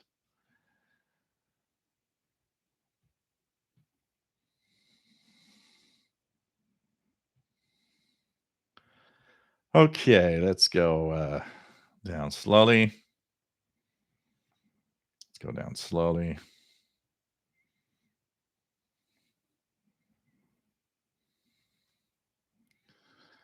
Where was I here? Okay. So, Rufus Newt, nice to have you on board from the Laurentian Valley, Ontario. Robert Prosper lost interest in AM when it switched over to syndicated talk. Yeah, it's not the same as it was before. My first AM radio fun for long distance was when I had my portable Panasonic RF. Wait, what was it? No, when I had my first boombox, a realistic boombox, because my mom enjoyed the big band music of the good old days, and so at the time, WNEW, I believe it was on 1130, they would play big band music, and I remember in the evenings when I had some time, I would in the summer, especially in the summertime, we would sit down outside. That's a nice memory of me and my mom. We would sit outside in the summer evening on the balcony. Back then, my dad would work night shifts, so he wasn't home, and we would, get out a popsicle or an ice cream cone, and I would put 1130 for the big band music, which my mom enjoyed, and we would talk, listen to big band music, and that's one of the, I'd say it's one of the beautiful souvenirs I have with my mom back, I'd say 1983, 84 ish, that time period. It was kind of nice. But that was fun. I enjoyed, and I enjoyed it. I mean, big band music is nice. I mean, it's not my thing, but it was nice. But what I mostly enjoyed is, not only having some nice time with my mom. What I enjoyed was that I was listening to a station from New York on my radio, which for me was something amazing when I was 14 years old. Man. John Beckham always enjoyed medium wave DXing at night. Solitary radio listener. 70s, 80s was a great time for FM and late night AM radio for all the classic music and programs. Yeah.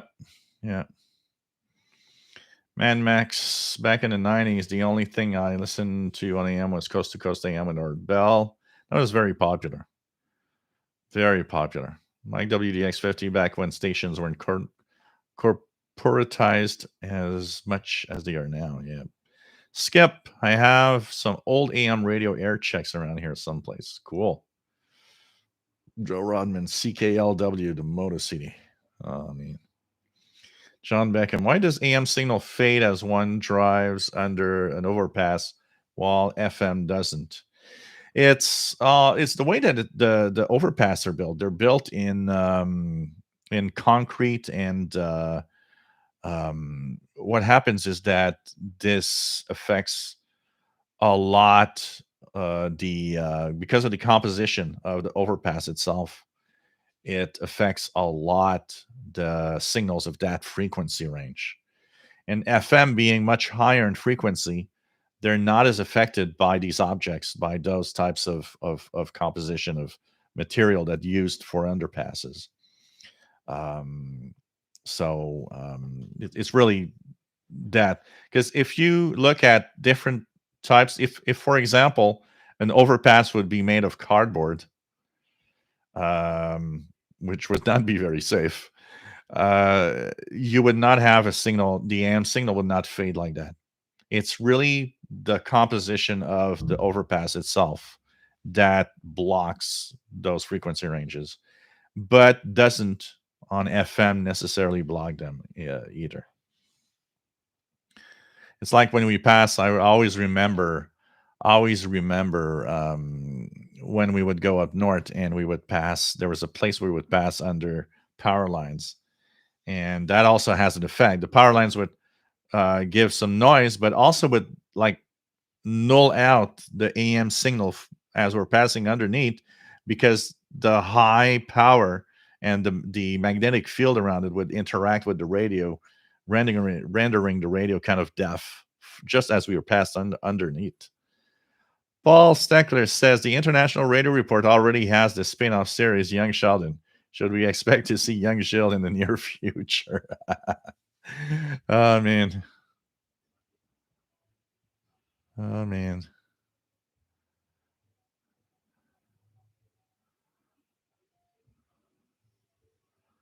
What else do we have? And Max says, I remember when TV cable had A/B switch box. Yeah. Here we had that Gerald cable selector with the buttons that would click, and it had like 3 positions. So in total, we could have, I think, 36 channels, but there were like 20 some in the day for me. Robert Prosper says, I was a late adopter to cable, really didn't get it until the late 80s.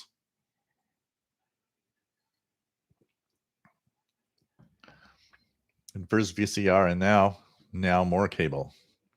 Mark Alfred, Joe, I listen to KIXI AM 880 every Sunday night for 2 hours. Frank Sinatra on my Grib, or I don't know how you pronounce it, MU1. Wow. Oh, yeah, I have no more cable now. Cut the cord. Yeah, I mean, I've got, I don't know, 75 channels here, and I barely watch anything. I should cut it off. It costs a fortune. My cable bill, excluding internet, my cable bill is, I think, something like $86 a month. John Beckham, WSM 650 AM in Nashville, is one of the oldest AM stations in the U.S. Mike, WDX, music with video, that'll never fly. Nah. Oh, man. Oh, man. Yeah, I want my Much Music. You guys wanted your MTV. I wanted my Much Music. Jason Francis, just in time for the story. Nice to have you here. Oh, God.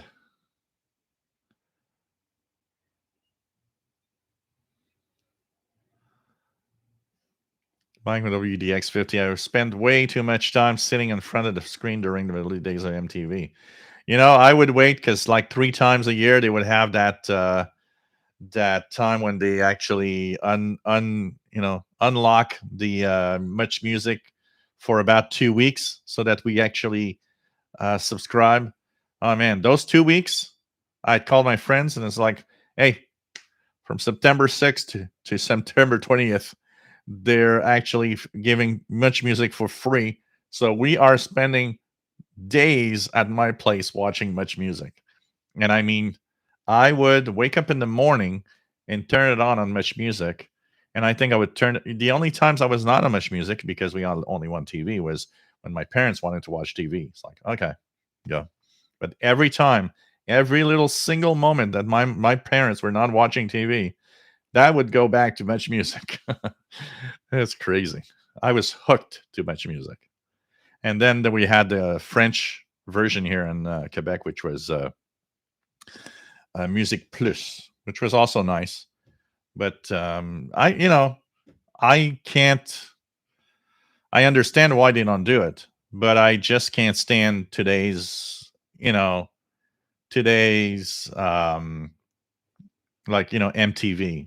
What's that? You guys are playing music, not those reality crap shows. I don't care about the Kardashians, please. I want to throw up every time I see one. um, Paul says in the 70s, New York City area was where a show Toro that had bullfighting. Channel 47. Wow. Wow. Robert Prosper, nothing like taking apart an old tube TV. I I was doing something crazy. I was with my cousin, and we would take the coil and we would actually turn the coil, and the picture on the screen would go in a different direction. Man, I'm lucky I did not get electrocuted. Oh God, man.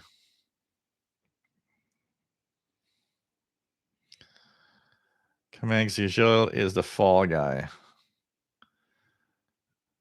Oh man. Our JD Dakota had one of the very first TVs with a remote control. It used a sound signal. Even a small toy making noise would cause it to change channels. Oh man, that's no good. That is no good at all. Solitary radio listener. I was watching the night MTV first came on. I put a splitter on my cable TV coax and hooked it to my stereo antenna terminal. MTV and stereo for free. I was on 95.9. Oh man. I was watching the night Much Music aired. I still remember.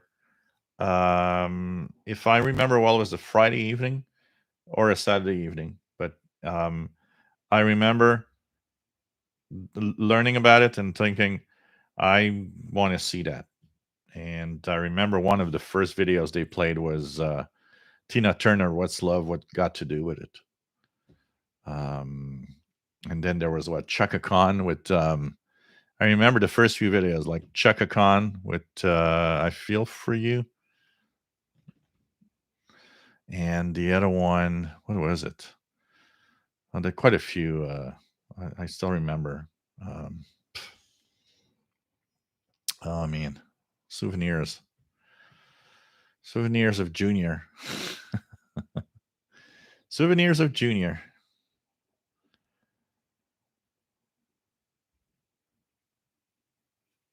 Robert Prosper, watch the movie North by Northwest to see how bad a case of mistaken identity can get. Okay, I'll check it out.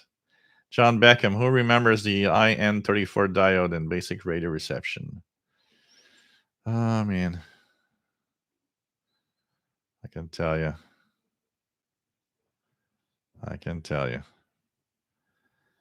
We're going back in good old days, eh?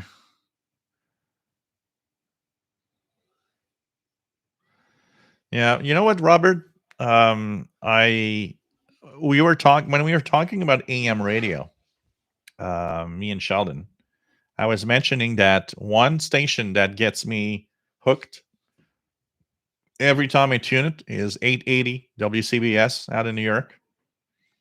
The way that they do news and the way that the fast pace of everything going on, it's kind of, you get there and you want to listen.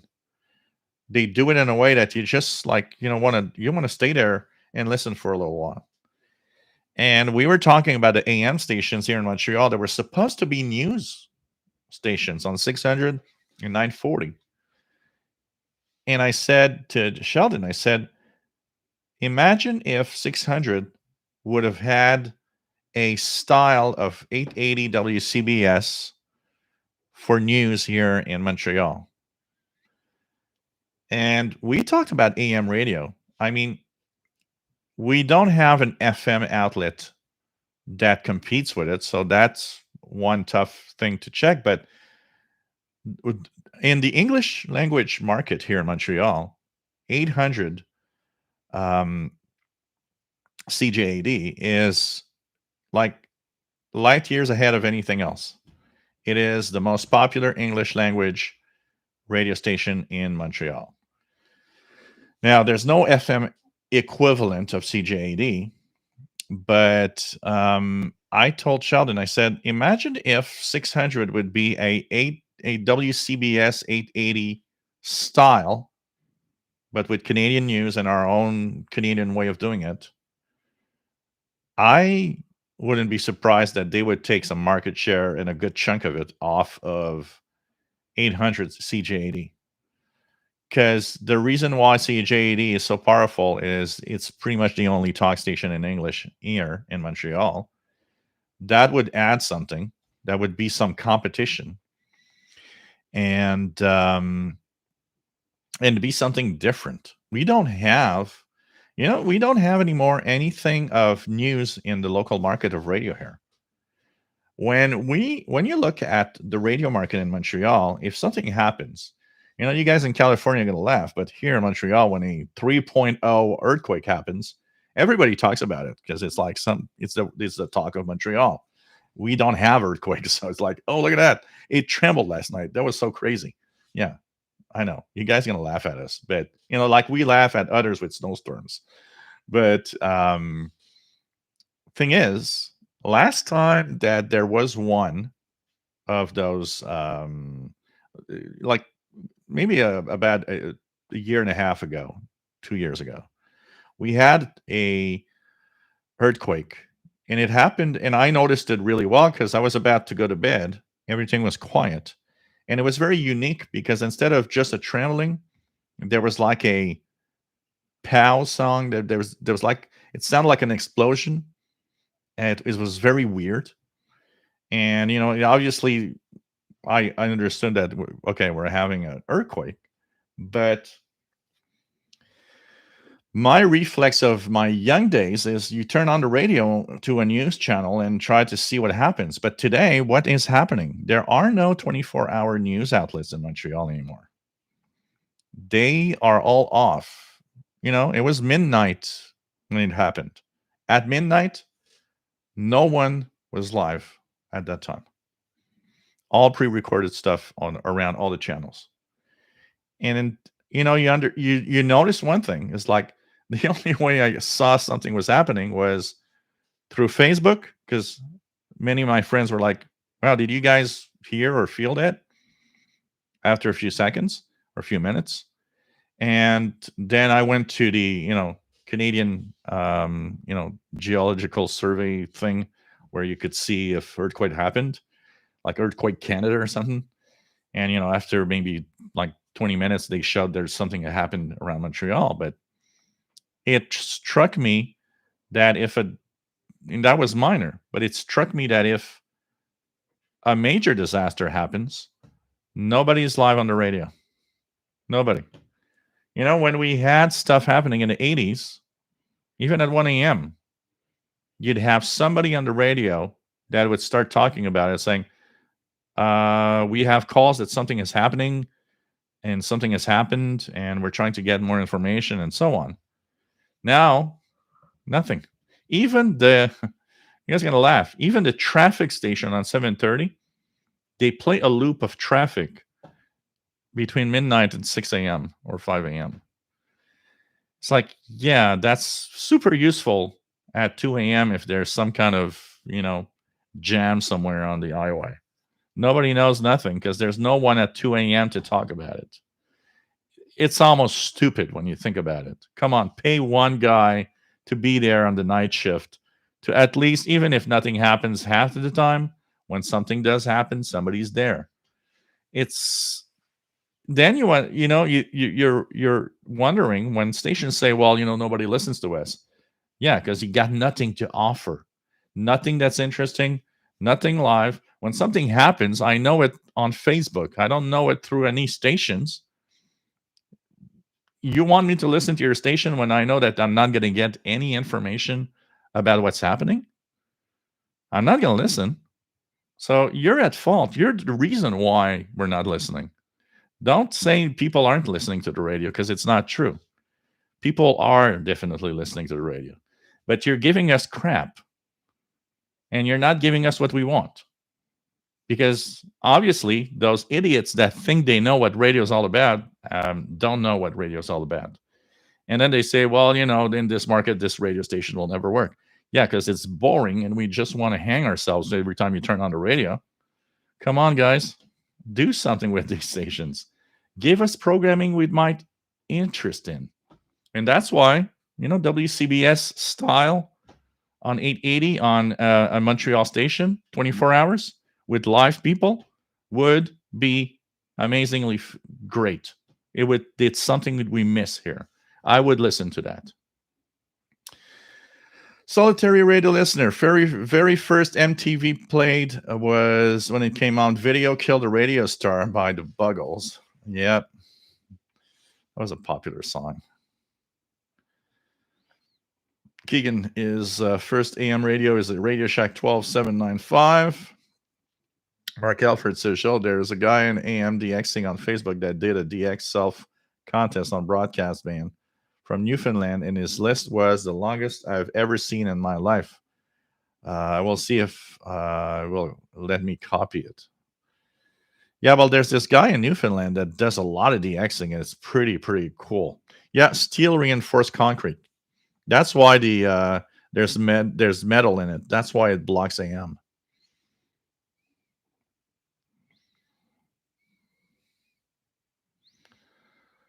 Yep, same. It's exactly the same reason where we don't receive AM signals in tall buildings, because the steel reinforced concrete. Al H, nice to have you here, Al. And did you DX WBZ radio in Boston? It was very popular. Of course, WBZ was. I've heard that for ages. Still hear it today. So,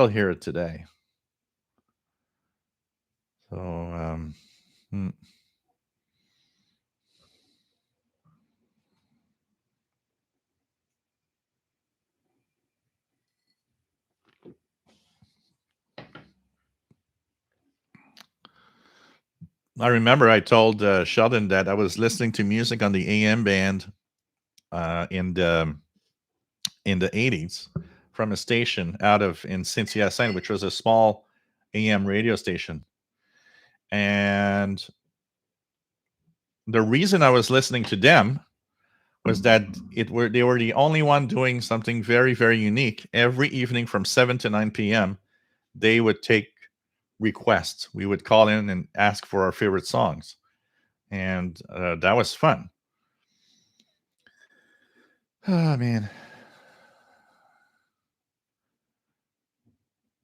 Robert Prosper says, in 40 years, people will be reminiscing about Facebook and Instagram.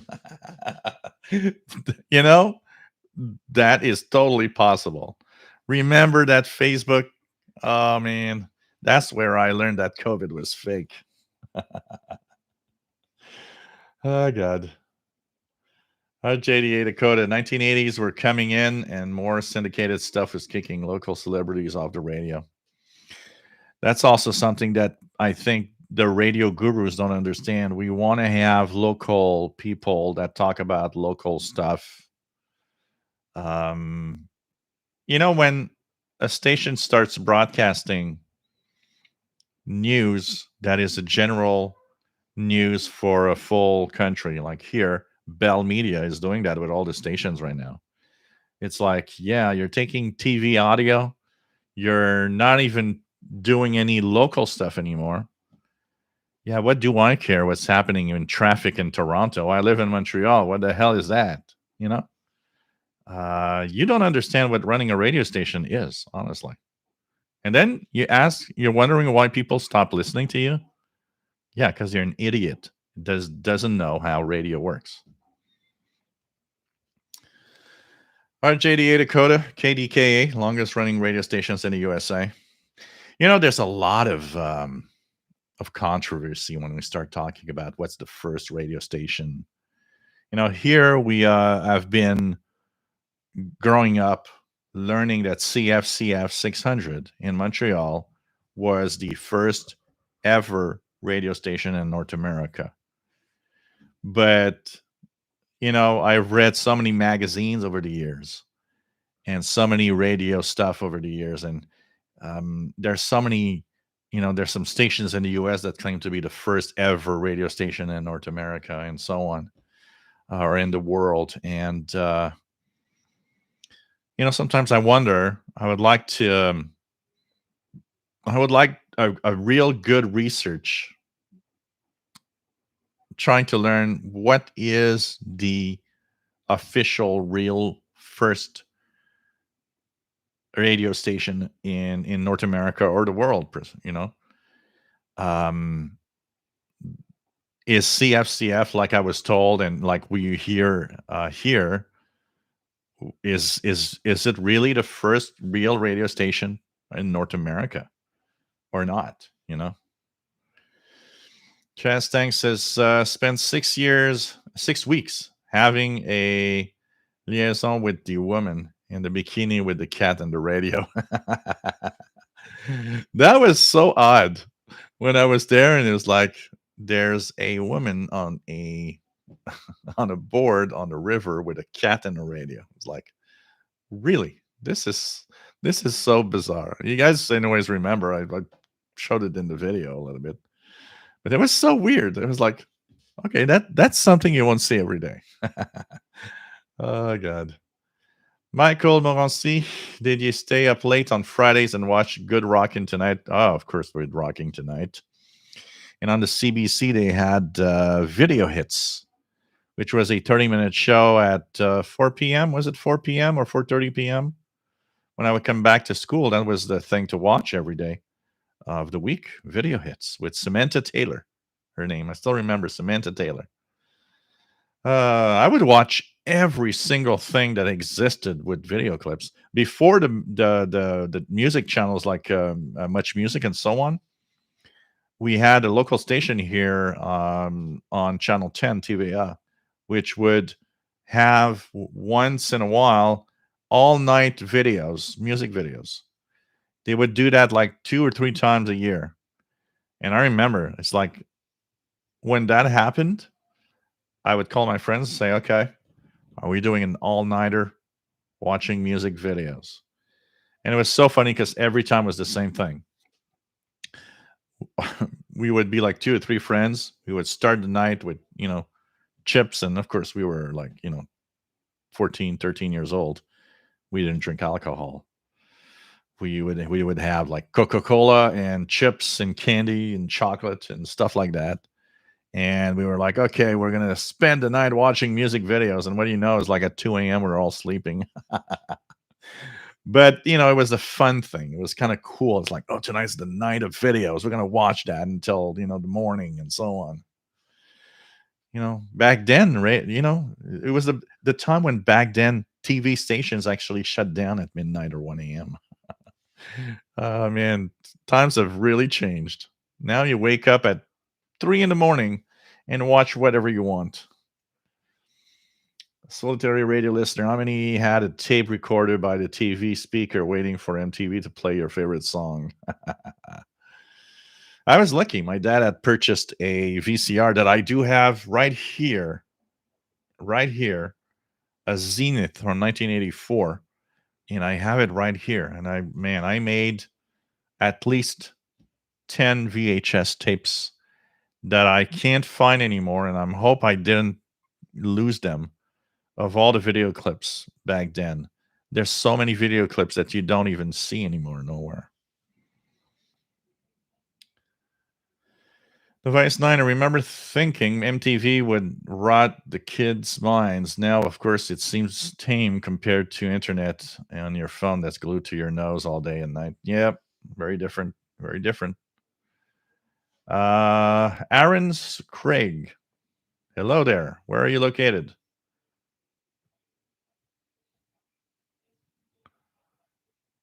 Um,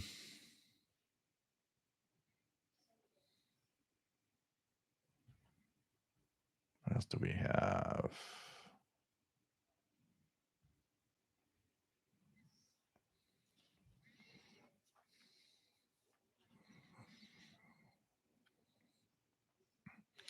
Our JDA Dakota says, I would stay up late all night on Sunday night, Monday morning, and used to be able to find hundreds of stations just on medium wave. Oh. Yeah.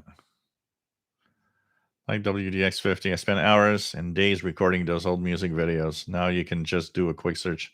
Yeah, YouTube has most of them. You know why I miss my VHS tapes? It's not because they're not, because I'm pretty, it's because there's tons of videos that I forgot about that are on these tapes, and I'm going to go like, oh yeah, that video clip, I remember. And that's why I want to see those again.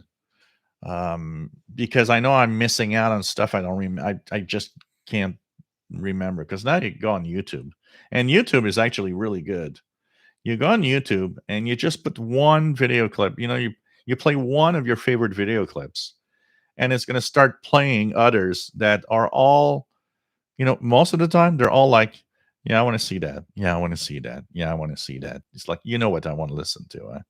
You just, and gets better all the time. Every time you enter a new song that you want to listen to, at some point it's like, okay, YouTube now knows what I want to listen to and what I want to watch, because every clip and everything they play is exactly what I want to hear and want to see. It's pretty crazy. Take care, VT Radio. Stay safe, Paul, AA1SU.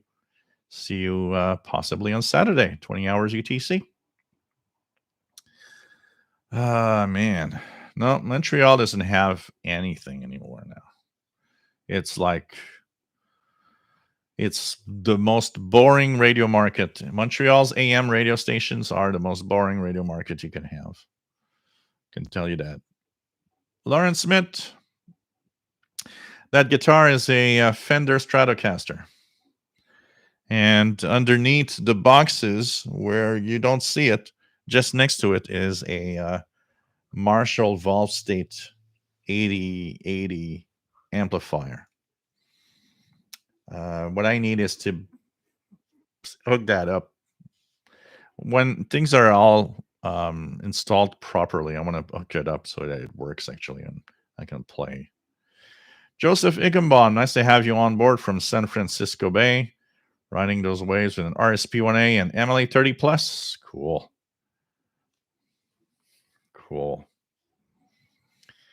Paul, 1988, I was living in Boston and I felt the quake in Quebec. Yeah, that one was a big one. In 88, that was the big one. It was a 6. That surprised everybody, because it was a 6.2, I think, in the Chicoutimi area.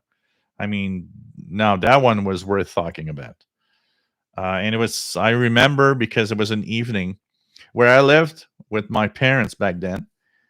My parents' bedroom had two, it was a weird apartment, had two kind of sliding windows, frosted windows, between the living room and the bedroom, and the kitchen and the bedroom.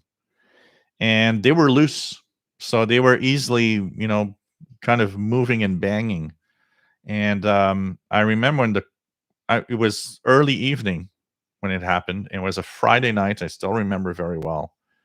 I was sitting down on my Commodore computer, and I started hearing the window shake and bang. And I felt something on the desk where I was on my computer. And I told my mom, turn the volume down on TV.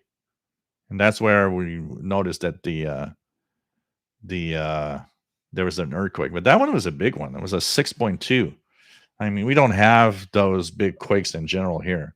It's not impossible, though, because I was watching a documentary on the earthquakes in southern Quebec.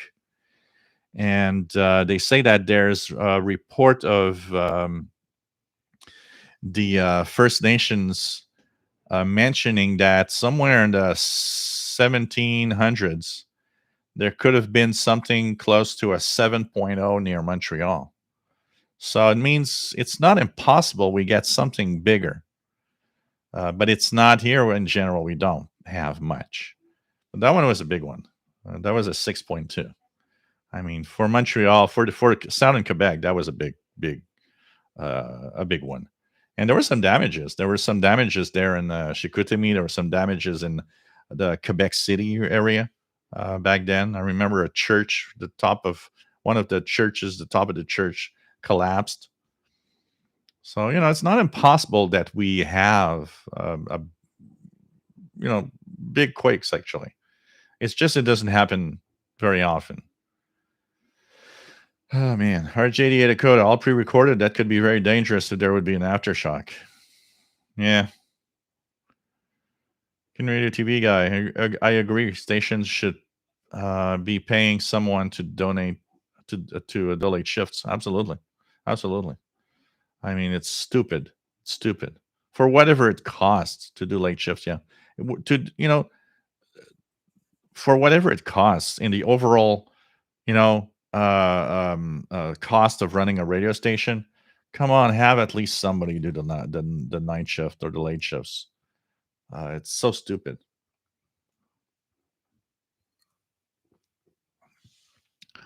Yep, RJ Dakota. Social media can be shut down. You can imagine something that happens that shuts down, the internet for some reason, or makes it difficult to connect. An earthquake would be an example of that. No internet. Say that your smartphone, you can't access the social media, you can't access nothing. We just had an earthquake. And there's not one dang radio station that has somebody live that's going to talk to me. Yeah. That's a way good idea. Really good idea.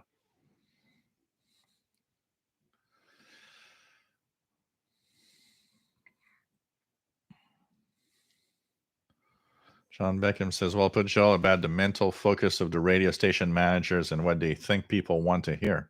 Absolutely. Absolutely. They are dumb. They are dumb people that have absolutely no idea of what people want to hear.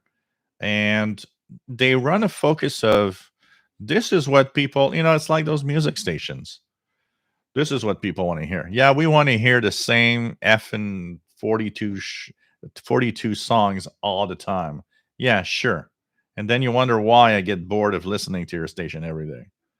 And I know, I remember when I worked last job I had, radio was on all the time. It's like, yeah, that's like a brainwash of the 40 songs or 45 songs that you play all the time. Completely nuts. Live is always the best. Hey, my friend, nice to have you here. I don't know what's your how to pronounce whatever is on the screen. Nice to have you on board.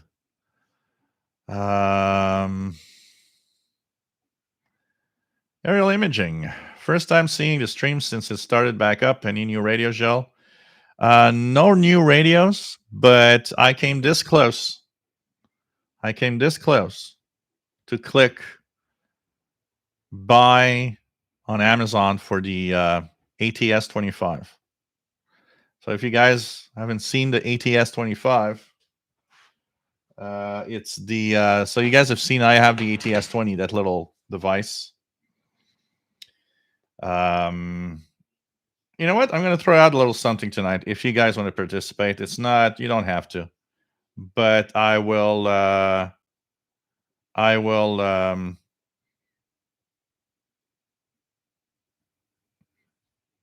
Hey, Richard Lemke, nice to have you on board, by the way. Sorry, I didn't check the email earlier, but nice to have you. Nice to have you on board. So I got the ATS 20, which is kind of a cute, fun thing to play with. But you guys might. I'm gonna go here. I'm gonna try to find it. I'm gonna find it on Amazon because that's where I found it. ATS 25 radio. And just because I want it, it's not going to show up anymore. It showed on top earlier. Yeah. Come on. Okay, I'm going to go and do a search on it instead. So the ATS-25 is an upgraded version that I find kind of cute and interesting of the ATS-20, and I'm just going to show you guys this. So here we go. ATS-25.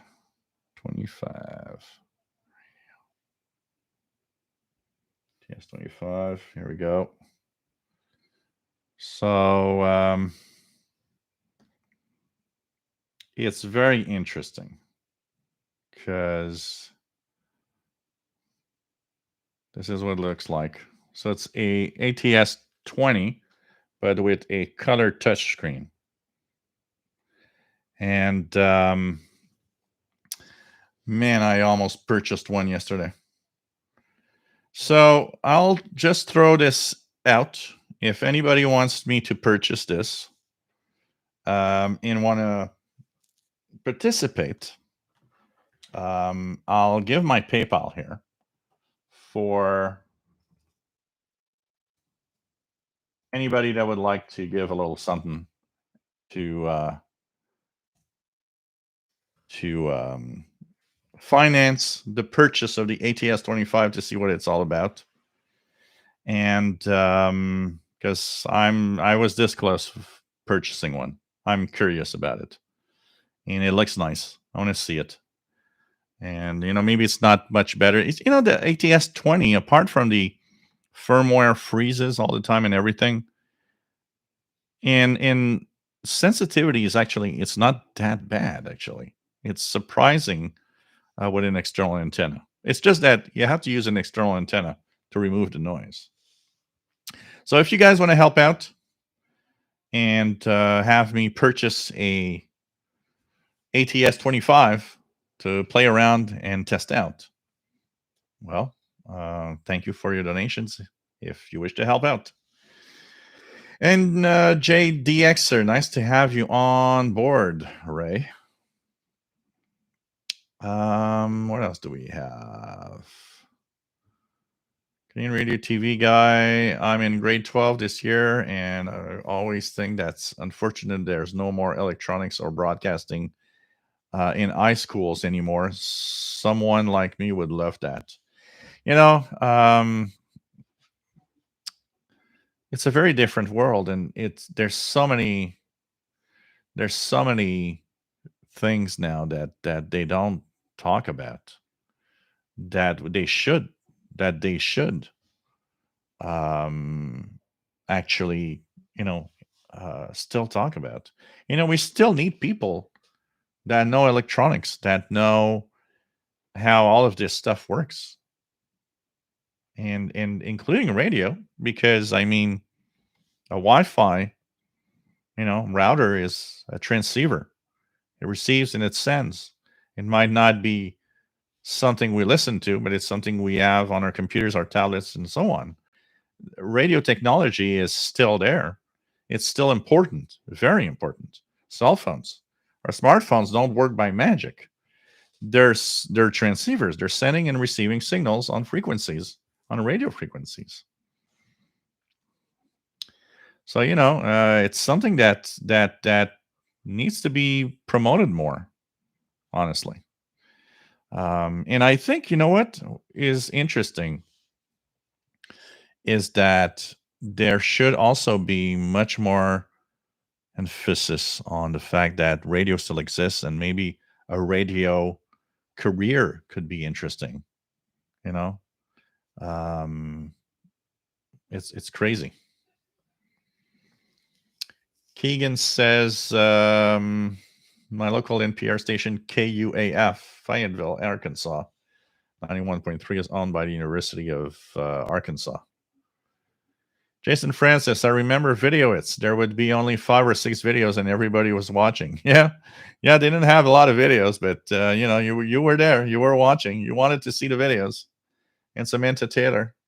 I actually have, on some of the video cassettes, the VHS, I actually have, because you didn't want to miss on the video at all. So sometimes you start early, and there were parts where you see Samantha Taylor introducing the video, or when the video ended, Samantha Taylor coming back saying, "Oh well, that was whatever video." Oh man, the good old days of radio. The good old days of radio.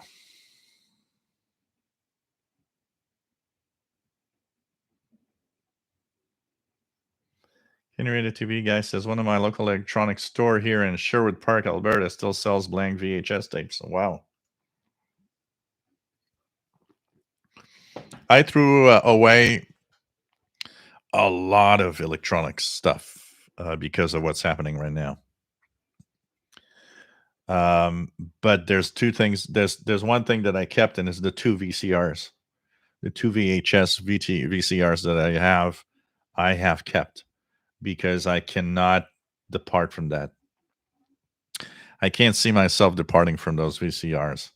When they don't work at all anymore, yeah, okay. But I got some VHS tapes and so on, and I mean, nobody makes VCRs anymore.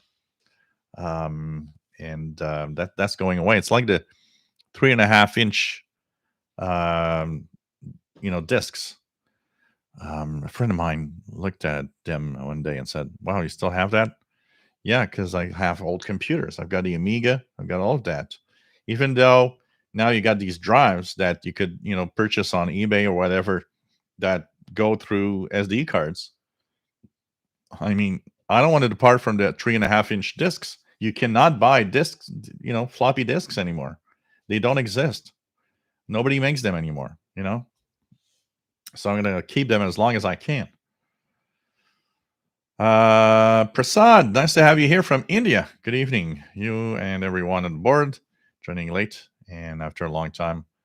So, yep, not pretty good here, Prasad, and I hope you also are in good health and everything's going well in your part of the world. Really nice to have you on board, my friend. And JDX, I always wanted to tour the Empire State Building and see all the stations transmitting from within. Oh, man. John Beckham says, who is amazed at the recording capability of the SDTF cards? Thousands of songs can be recorded on those tiny cards. Yeah, it's crazy today. You just think of you buy a 512 gigabyte USB thumb drive, and you're like, that small thing. I mean, you look at old hard drives from the 80s, and you're like, yeah, that was a huge device that stored 10 megabytes, not even gigabytes, megabytes. Oh, God. Solitary radio listener here in Southern Illinois. We live close to New Madrid Fault. We get little tremors from time to time. Yeah, there is a fault for here in southern Quebec. There's a couple of faults that are mainly due to the fact that we live on a Canadian Shield, and because like what 15,000 years ago, there were like kilometers of what is that? There's an Amber Alert again. So we have an Amber Alert for a little 3-year-old kid that's missing. It's the 4th time today that they sent it out. So anyways, there's a couple of faults here in the southern Quebec because the Canadian Shield is rising from all the ice that was on top of us like 15,000 years ago. And that creates little cracks, and that's actually what's creating our little tremors here. We don't have a real big fault. It's not like California that's like, the San Andreas fault that is like that major, where the Pacific and the North American plate like gathers together. That's major stuff. That's also going up to the the west coast of Canada. But we have tremors from time to time because of that. So, Mark Fisher, nice to have you on board from Southern Illinois. Thank you for the nice comments.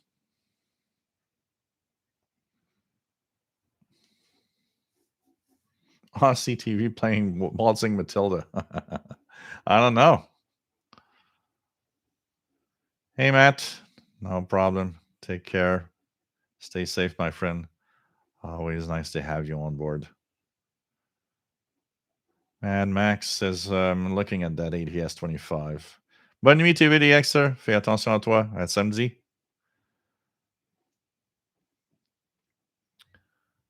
What do we have?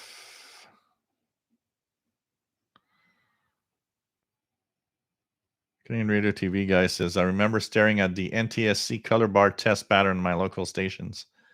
Omni TV Edmonton. Oh, man.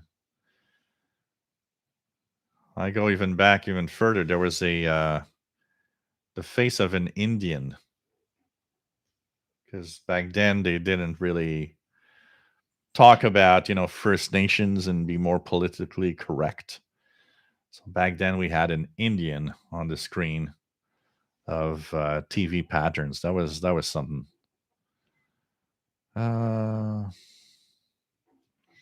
John Beckham says, I have found that low sensitivity shortwave radios perform better with the body inductance. A lot of portables actually do perform better with when we hold them in our hands, for example.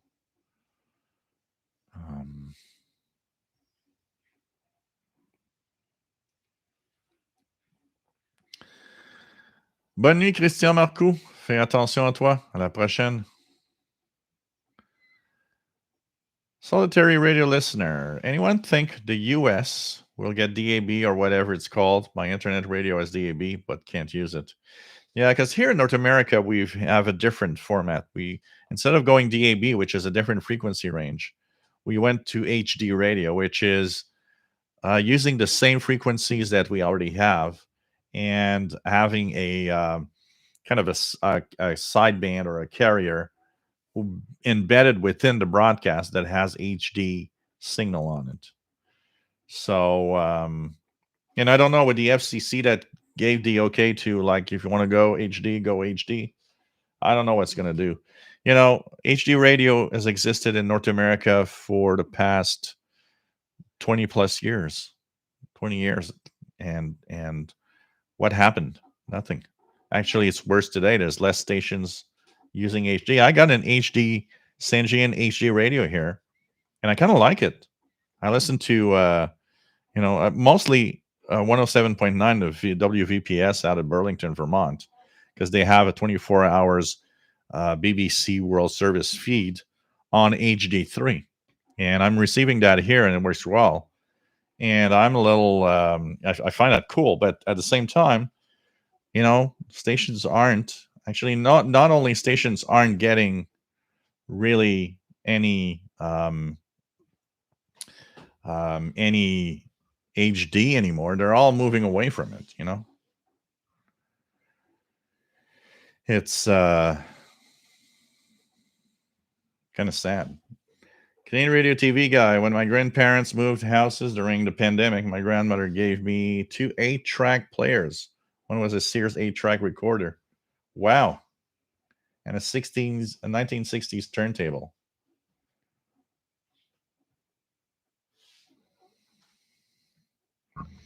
Our JD Akota says USA is still concentrated on HD garbage. On FM, it seems to work out only partially. The AB will probably never come to Western Hemisphere. No, here we're on HD radio, and that's pretty much, Yeah, I'm pretty sure I'm gonna check. Yeah, I'm gonna check that out after the show ends. Aerial imaging, Samantha Taylor and video. It's absolutely. Solitary radio listener. I have a huge 250 megabyte zip drive and disks. Yep. Device 9 of tons of floppies, 5.5 inch, 5.25 inch, and 3.5 inch. Are they worth something or to someone? I wonder how I could erase them now without try to activate an old 8086. Yeah, what you could do, they're really cheap. You can buy a USB disk drive. They're sold for like, $20. And you can actually plug that to a USB port on a PC and reformat these disks. There's a business, because hang on to them, because they are getting more and more attention and more highly priced. because floppy disks are not made anymore, and they have not been made for a long time. There are millions of devices around the world still in operation that still use them without thinking about those old computers like I have here that still use them. And there's a business that buys them online. I don't want to say that.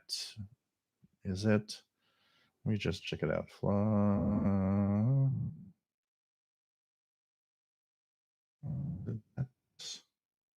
Floppydisk.com.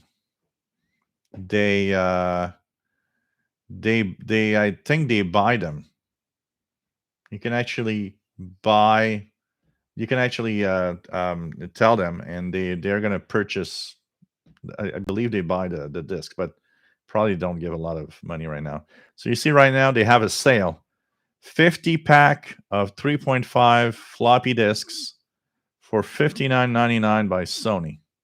So you can buy for $60 50 3.5-inch floppies.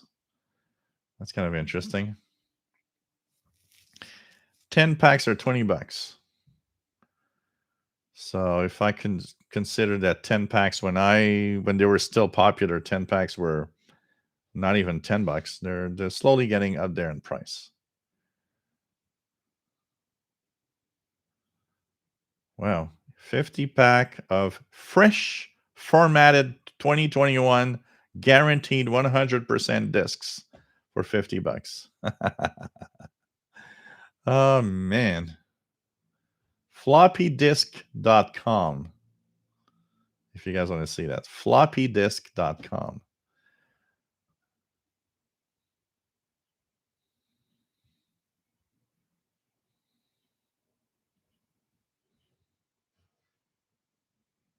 Canadian Radio TV guy says had quite a bit of fun fiddling around and fixing an 8-track tape deck. Cool. I've got an 8-track machine here, but I don't have any 8-track tapes to try it. Bobby Burgess says for DRM things, I don't think it can be popular as other forms of broadcasting. I think the DRM it's been dead for a long time. They're trying too hard. I don't understand why they're still going crazy over trying to have DRM work on shortwave. John Beckham says shortwave radio is like the analog world and HD radio is the digital world. Oh, man.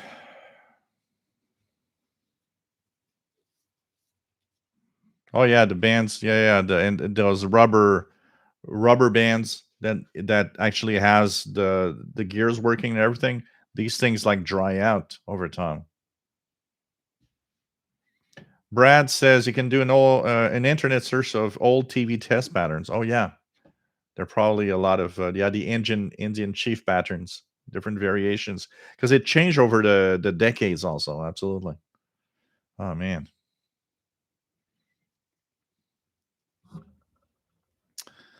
Hey, my first music was on 8-track. I heard Pink Floyd for the first time in my life. The album "Wish You Were Here" on an 8-track cassette when I was about 10 years old, 11 years old. The Rolling Stones and Manfred Mann Solar Fire album, which I truly love. Father and Night, Father Day is a beautiful song. Wow.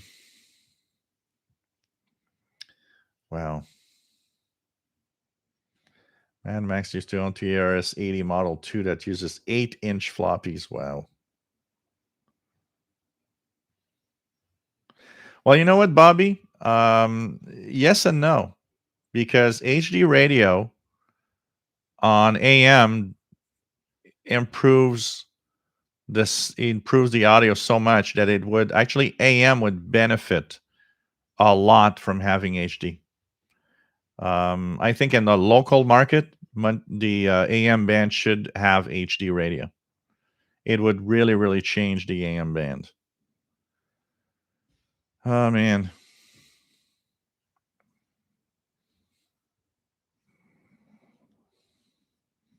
I have one here. I have a. It's probably somewhere on the shelf. I have a little floppy here that that actually that a USB floppy that I can read 3.5-inch discs. I purchased it for some for the Atari. Is it the Atari? Yeah, the Atari 1040 ST. But it didn't work because so the Atari 1040 ST that I have there is the drive is an IBM or a PC style drive. And what happens is they have a slightly different formatting on it. Now, when I got an Atari 1040 ST, the first thing you want to do is to have software. I didn't have any discs. And by searching, I found a website that says, oh, you can format, you know, you can use those Atari ST images and on a IBM drive and make these discs for the Atari. It's going to work. So I purchased that USB drive thinking it's going to work, and it didn't work. And I didn't know why until I read on another blog post, oh, by the way, you need to have the drive 0. Now, all drives are drive 1 or the other way around. I don't remember, and it's like, if it's not drive 0, you will not have the possibility of have it working. So the USB drive is drive 1, and that cannot be changed. So that's where I actually kept an old desktop computer with Windows, I think it was Windows XP on it. And the only reason I kept that is because it had a disk drive that was on the motherboard, plugged on the motherboard. That drive, you could change the drive to 0 or 1.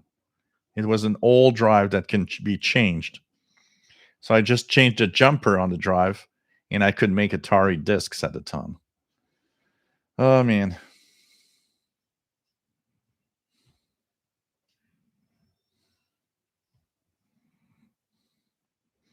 Hey, Jim from Rhode Island. Nice to have you here. Chastank still has box of floppies for Counter 64. Wow. Oh, man.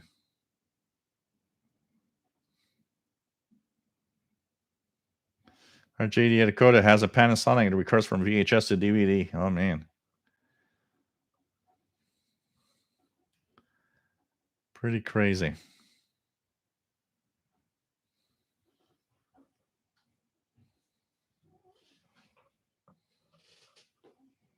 No, it's not worth at that price. That's for sure, Device 9.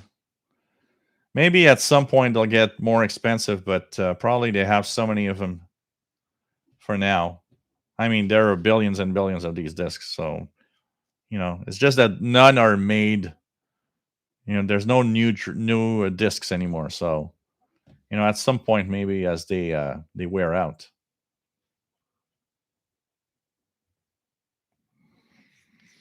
One of the things, Bobby, is that so I purchased the St. Gian HD radio for the purpose of trying it out. And I can tell you that if it would break down tomorrow morning, I would actually purchase another one. For what it's actually bringing me. And on DXing in the evening, I had a few stations, 1210, 1080 WTIC, and 810 that actually triggers when the signal's real strong, actually triggers HD. And when the HD signal comes through and the audio comes through, wow, what an amazing change. And there's no more static and the audio is so good. Pretty surprising. I don't know, it never took out because nobody knows it exists. We know because we're in the radio, we're radio geeks. We know stuff like that. But go out to anybody and say, oh, do you have an HD radio? They're all going to like, what? What are you talking HD radio? You mean an HD TV? No, an HD radio. Nobody knows it exists. Nobody.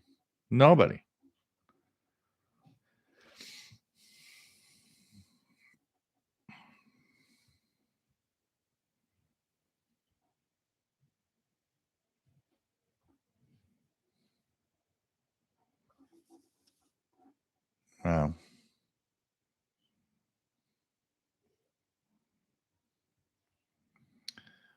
Let me just check it out.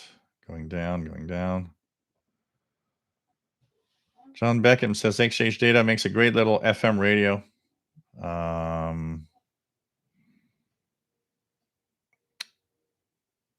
radio MP3 Bluetooth player recorder for $20, model D318BT.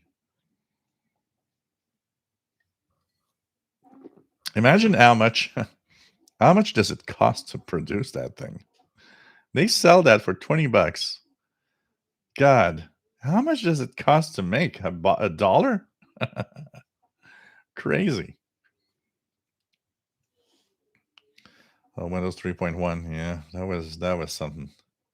Who still has an AOL account? I remember my when I started doing the tech duties in 2000, we were still getting some AOL CDs in the mail, and I still remember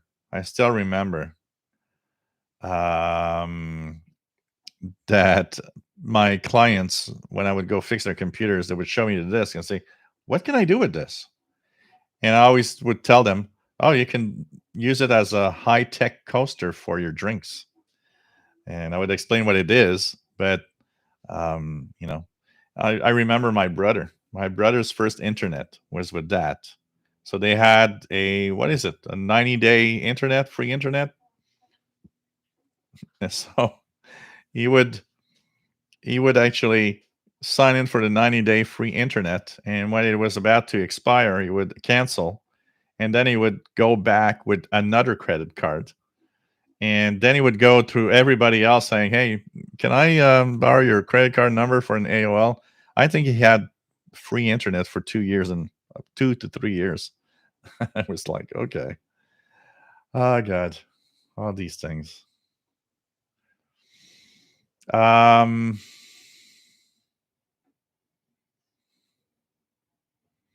Solitary radio listener. How's Windows 11? Does mini SDR software program run on it? Okay, not in a hurry to upgrade. Well, the computer I'm using right now to stream is Windows 11, and it has SDR Uno, SDR Console V3, and it has all the software I use: Am Radio Deluxe, all the FLDG for decoding, multi PSK. Everything works. Everything works. Nothing that I have here seems to not work at all. But remember that the basics of the Windows 11 is Windows 10. So if it works in Windows 10, it works in Windows 11. No problem. So this computer, I've got two computers. I'm running SDR Uno with my SDR Play device, the RSPDX, also on a Windows 11 machine. That's what's running on that machine there. That one is on the dev channel, which is more advanced, but two machines here on Windows 11 right now. No problem at all with any software, any drivers, any device. The SDRs work great. So if any of you guys ever go to Windows 11, I have had absolutely no issues with any of those things. They all work well. So just so you guys know, the SDRs work great. The software works great. Nothing. I can't think of anything that doesn't work. But like I said, Windows 11 is Windows 10 with kind of a, you know, a cosmetic upgrade. We're going to call it like that. Is it possible to dial up AOL if you wanted to today? Well, you know what? Do you still have a possibility in 2021 to use a dial-up connection? I guess there must be, because there are people that don't have access to, that still don't have access to high-speed internet. So there must still be a way to, oh man, imagine, I mean, nothing has changed in the modems since way back. So you're connecting to the internet through a 56K modem. Man, I should try something. I think I have an external modem somewhere that I could probably try and try to connect. That could be kind of a fun thing. Yep, news groups are still there. That still exists. IRC, Internet Relay Chat, all of that still exists. So Jerry DX wants me to take the Fender out and do a live show. Mike Thompson, nice to have you here. WC0L in Derby, Kansas. Good to see you live stream again. Nice to be here.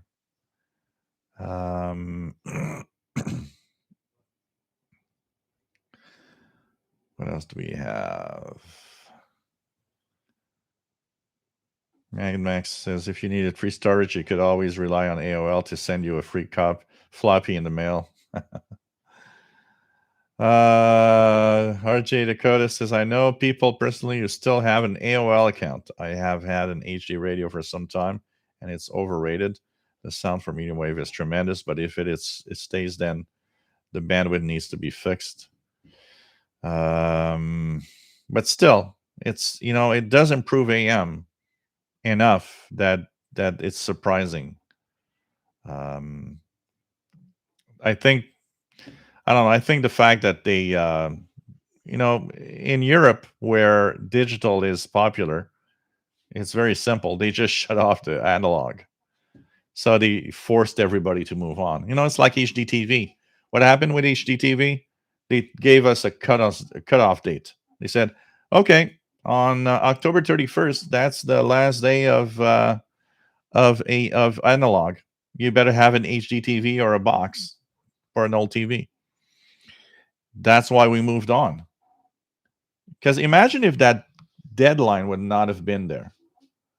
I bet you most people would still be, not most, but a lot of people would still be watching on their old analog TV.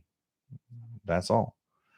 So radio is the same. It's in Europe, the countries that are digital DAB countries, they gave a cutoff date. They said, hey, starting January 1st, you better have that DAB radio because analog radio is gone. That's what Norway did, and that's what a lot of countries did in Europe that have DAB. Those that are hesitating and still have analog, it's not catching on that fast. Look at the UK. The UK, it's not catching on that fast. It's the same here in North America. HD radio exists. They're not pushing it. Imagine we are radio geeks, but imagine the average radio listener hearing on the radio every half hour, and this is WCBS, and you can hear us on HD1 or whatever, or on HD radio. What does that bring in mind to somebody? Nothing. They might be like, HD radio, what's that? And even then, they're probably just like, what? I hear you. Why should I buy a radio to hear anything else? I hear you already now. So there's no push for it. And analog still works. And most people will tell you, why should I buy? We're crazy people. We buy 400 radios. Most people buy one radio and they're like, why should I change my radio? That's a very different point of view depending on who you are. People come here, it's like, you're crazy. You got 8 computers. I just need one. Yeah, I know, but I need 8. What I do and what I want. I need 8. What do you want me to say? Why do you have so many radios? Well, first of all, because I'm testing it out for you guys. But that's a good question. Why do you have so many radios? Well, because I'm crazy. But for most people, I hear WCBS. I hear whatever station. I hear my favorite programs in the morning. I don't understand why I should get something else. Because people are not understanding any benefits out of it, or and it's not being really pushed. That's the way it is. All the countries in Europe that it works, there's a cutoff date. Here, no more signal. Better be DAB. You have to be digital. Oh man. what's happening, RJD Dakota, is that bandwidth is because HD radio is built around using the existing system and the bandwidth that you can have. So, but you know what? The AM signal can be better on HD. It's just that you got to remove the analog signal. Once you remove that analog signal, that HD signal can actually be enhanced and be much better. Because right now, what we're getting is an HD signal embedded within an analog signal. And that means you got to share the bandwidth. Keegan says, I had dial up from 2001 to 2013 with web TV. Wow. Mike Jam, do you ever hear anything about Expo 67 in Montreal? I was there at age 3. Yeah, absolutely. I mean, this is something that people still talk today.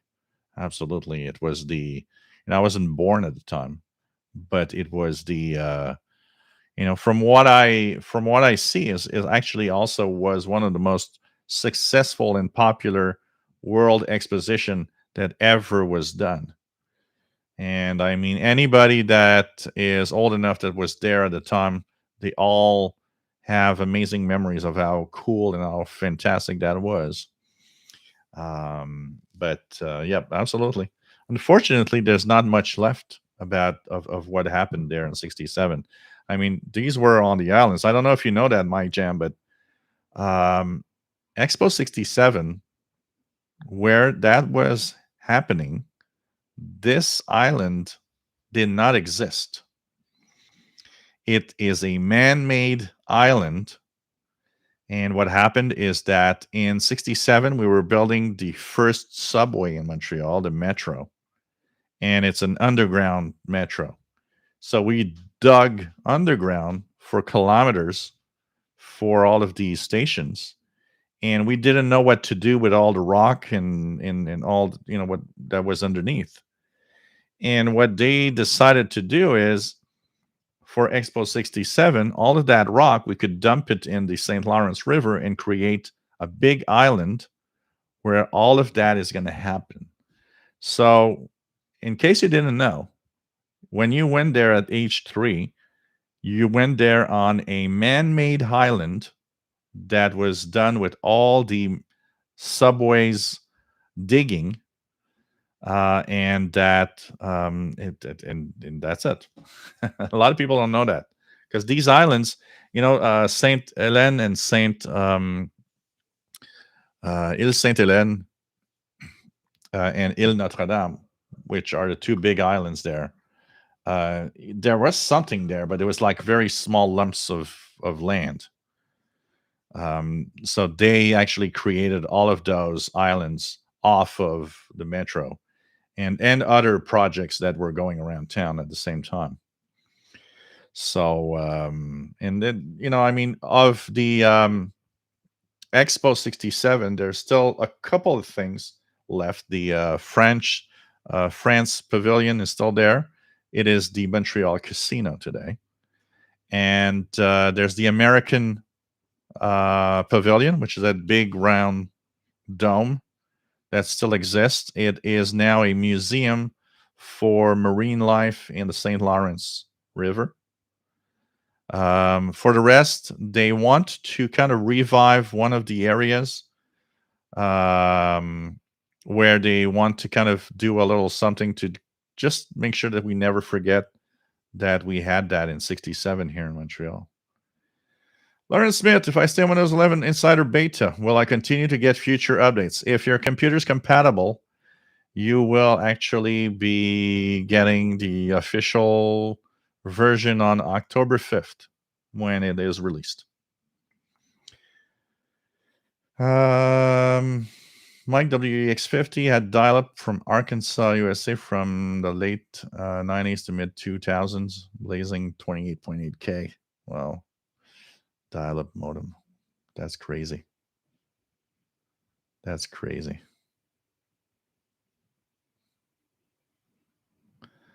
Let's just see if everything here.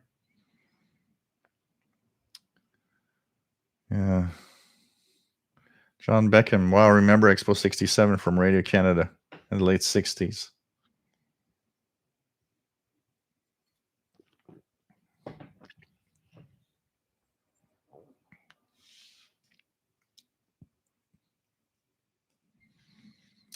Yeah, absolutely, Paul, because you have to have the TPM enabled. No, my modem was not with a phone cradle. My modem was an automatic modem, the ones that you just plug in the, you know. Anyways, I couldn't use that. I didn't even remember, but I don't have a phone line anymore. I have a cell phone, so I can't even, live stream with a dial-up 56K. Imagine. So I would do a live stream in 1998 on a 56K modem, and you guys would have to watch me in a big box, this little box live, and you would all be watching with Real Player. You guys remember Real Player? That was the first thing that started live streaming. We could watch videos on the internet. That was something. So I would be streaming with Live Player. Oh God. And Live Player, the way it was done back then is that you had to pay fees to use it. So if I would have been streaming with Live Player, that means I would have had to pay from my pocket a fee to the Real Player to actually use the streaming content, or not the streaming, but their codec. Oh God. Man. Solitary radio listener. If you're on Windows 10, you get a Windows 11 for free. Absolutely. Yes, totally free. Got to be on Windows 10. You get it. You get an upgrade free. On October 5th, it's going to be released. On October 5th, if you go to Windows Update, you might see it appear as an optional update for your machine. IRC, my way to go for downloading MP3s. Oh God. My first MP3 downloading me for was Napster. I remember when I discovered Napster for the first time in my life. I was still working where I was working. I was actually the boss there, and I still remember. Um, I discovered Napster on a Monday night because a friend of mine told me, "Oh, you got to try this," and I got hooked to downloading every single thing that I could imagine in music. And I had at the time I was one of the first ever to have a CD recorder. And it was, of course, very slow because it was a times 1 or 2 was the first generation. It took like 40 minutes to do a CD. And I remember going to work in the morning, and one of the the guys at work looked at me and said, "Oh boy, you look like a tired guy that didn't sleep tonight." I said, "Hey, I discovered Napster last night. I spent all night downloading every single song that I could think of." Oh man, Modem 101. Oh god. Jane Radio TV guy. It would take him 20 minutes to at the end of every stream just to dial up Moscow nights. Oh man. I got high speed internet. For those that don't know what that is all about, those all of you young guys out there and girls that have no idea because you lived through high speed anyway. When I moved here, not when I moved the other place I lived before here, um, I was on 56.6K modem, and I remember I got a where did I see that? I think it was because I was dialing the internet back then on 56K modem, and I remember I think it was an ad or something I saw about high speed internet, and where I lived, it was not available. We're talking 1998 and 1999-ish. I had subscribed to the big companies, the two big companies here, Videotron and Bell. They would send me an email the day that high-speed internet was available where I lived. Bell was the first. And I remember I called them up, and I was paying, I don't know, like $35 a month for a dial-up connection. I called them up, and I said, I want to have high-speed internet. How much does it cost? I think it was like $50 a month for 1 megabits per second. Down, not up, just down. Up, it was like 100 kilobits per second or something. And I said, okay, I want it. And 2 days later, I was on high speed, and I still remember being amazed at downloading a file with 1 megabits per second. It was like, oh, wow, this is so fast. Yeah, I got 120 now. Oh, man. Oh, God. Chastain couldn't use a rotary dial phone on the modem, had to get touchtone. Oh, yeah, yes. I remember. So the first time I got a modem, so the first time I got a modem, there was actually the rotary dial phone stuff did work because my 300 baud modem could imitate the clicking sound of that, and it worked. But when I got my own, because now at I was like 17, and my mom, which always was on the phone, was complaining that she couldn't use the phone to call because I was on a modem. And of course, I was always mad because I was downloading stuff for the Commodore, and when she would pick up the phone, the modem would hang. So I got my own phone line at I was 17 years old. And I still remember I got a new modem, and I had to get the touchdown, which, was a big joke. You had to pay extra for touchdown. It's like, come on, pay extra for touchdown. How stupid can that be? But they made money with that for sure. Oh, man. What else do we have? Is LimeWire still out there? I think it is, John Beckham, but it's very different for what it was. JDX, have you heard that the Apple 13 phone will be able to use satellite phone service for talk and text, and regular cell phone service is not available? I don't know. I haven't read anything about the Apple, the iPhone 13. I know it's supposed to be announced soon in like a couple of weeks, but I haven't read anything about the Apple phone itself. Only Radio Geeks buy new AM radios. Absolutely. Absolutely. Canadian Radio TV guys, Shaw Communications Cable TV here in the Edmonton area didn't really go fully digital until 2016-17. Wow. Signing into the internet with Erdlink. Oh, God. Hey, I remember the first live chat that I was so amazed. I had my Commodore 128, and there was a BBS in Montreal that was connected to, I don't remember what was the name of that link, but when you were there, you were chatting live with other people. Oh, God. That was so like, I'm really chatting with people live? This is so cool. Don't you have a lot of RFI from 8 computers? The computers themselves are very quiet, the ones that I have here. Of course, you don't put the radio next to one, but they're really surprisingly quiet.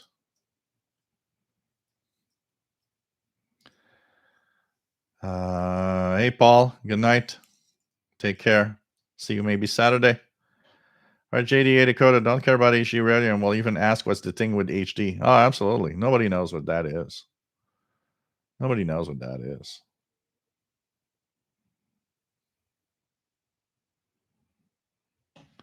Yeah, there was a lot. I mean, when I see, there's actually a couple of, quite a few videos of Expo 67 from people that had these Super 8 cameras at the time on YouTube. If you do Montreal Expo 67, you'll see a lot of stuff. It looked so cool. I look at that and I was like, wow, I would have loved to see that. At the same time, I would have been older, so maybe it's better. But it looked truly very, very cool. Honestly, Expo 67 looked amazing. Radio Moscow's mailbag show, the guy at the mailbag show was actually here in Montreal at the USSR booth at the time. Montreal at the USSR booth in 67. So anybody that came here in 67, went to visit the USSR booth, might have come across or even talked to Joe Adamov from the Radio Moscow mailbag show.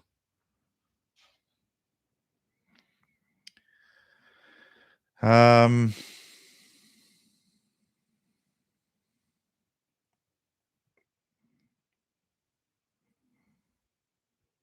else do we have? Mike Jam says, Joe, oh my God, that was so awesome to hear that.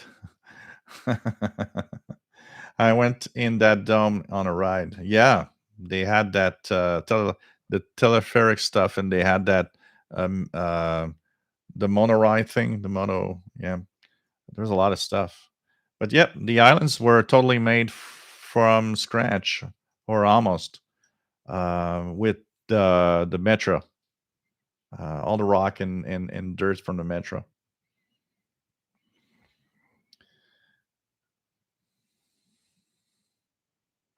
Frank, nice to have you on board.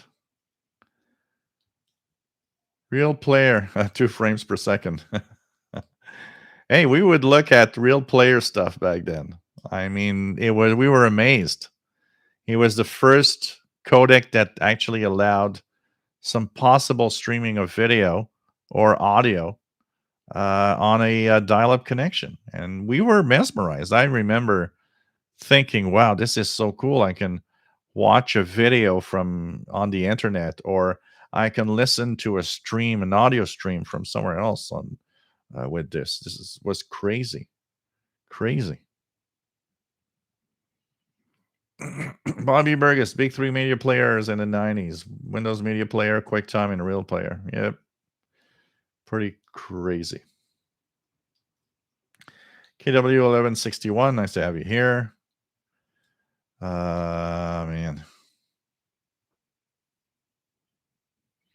Real Player was the one that was the most popular for a while, for a simple reason.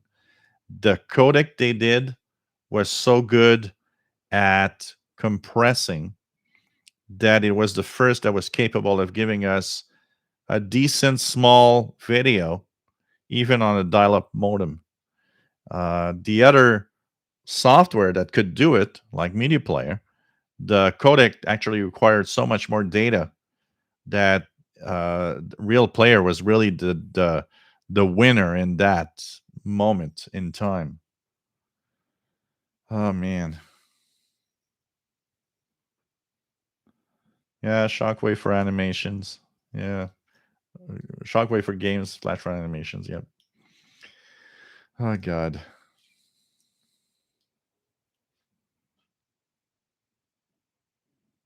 I remember my dial-up modem on 56.6K, and I was like, I was mad when it would actually connect to on 44 200. And I was like, no.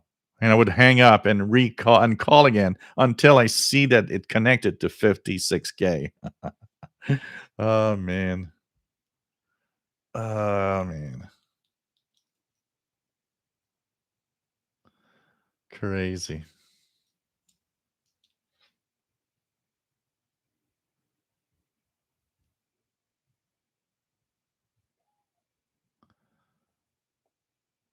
Yeah, TPM, Canadian Radio TV guy, is trusted platform module. It's a chip, and most modern PCs have it embedded within the chipset of the Intel or AMD CPU that increases security, because it can actually store encrypted keys. So Paul Steckler 98, I paid for a year in advance of high-speed DSL from PSI. I worked for great for 4 months. Then the company went out of business with no refund. Oh, God. I had DSL, and when I came here, so when I moved from there to here, I had the same Bell DSL connection. And the girl at the other end on the phone said, oh, yeah, just take your modem and bring it with you. And tomorrow, when you plug it in, it's going to work. And yeah, it did work. But I had this very weird problem. I had a connection, and around 5 p.m., I would lose my connection up to about 10 or 11 p.m., and then it would come back. And every day was like that. And I would call them, and they'd say, well, we're going to check out your PC. And it's like, you don't understand. The DSL LED flashes. It loses lock. And they would always say, no, we got to go to your computer. It's not my computer. I know what I'm doing. It's your service. And it took one person that I said, look, I'm tired. This is like the 10th time I'm calling. I have the same problem. That guy knew what he was doing and said, yeah, you're right. You're losing lock on the service. And he passed me to another level of technician. And the technician came here, looked at my modem and said, yeah, you've got an old modem. And there are new protocols for the connection here. You need a more advanced modem. And he changed the modem with a new modem, and it worked fine, and it was always perfect. And I finally, when I changed here, the internet connection that I have, the reason I changed, so I'm with Videotron, which is a Quebec company. I am with them since about 2003 or 4. And the reason I changed is that when I started doing my tech duties, I had here at the time, I think it was 5 megabits down. And I would go to so the modem I had on DSL was capable of doing up to like 20 or something. And I remember I would have 3, 4 megabits per second, sometimes 5 when I'm lucky, but never more. And I would go to my clients and fix their computers.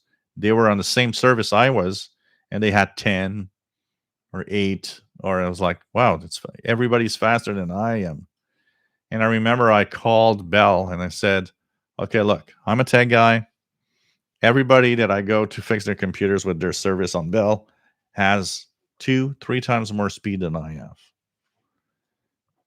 Why is it? And the first 2 people said, well, maybe it's your computer. It's, the general answer. It's always your computer. It's like, no, it's not my computer. And then I got a call. I called and I complained, and they said, look, we're going to have somebody call you back. The guy that called me back was a senior tech at Bell. So I asked him the question, and he answered back very clearly. He said, I'll be very frank, where you live, the Bell cables are very old. And the reason you can't get more speed is that unless we change all the cables with new cables around you, that ain't going to happen. You're not going to have more speed because the connection cannot go faster. So I told him, I said, is it eventually going to be faster? He said, oh, yeah, eventually the cables are going to be changed and you're going to have really full speed. And I said, okay, and I actually told him, I said, I'm going to be frank.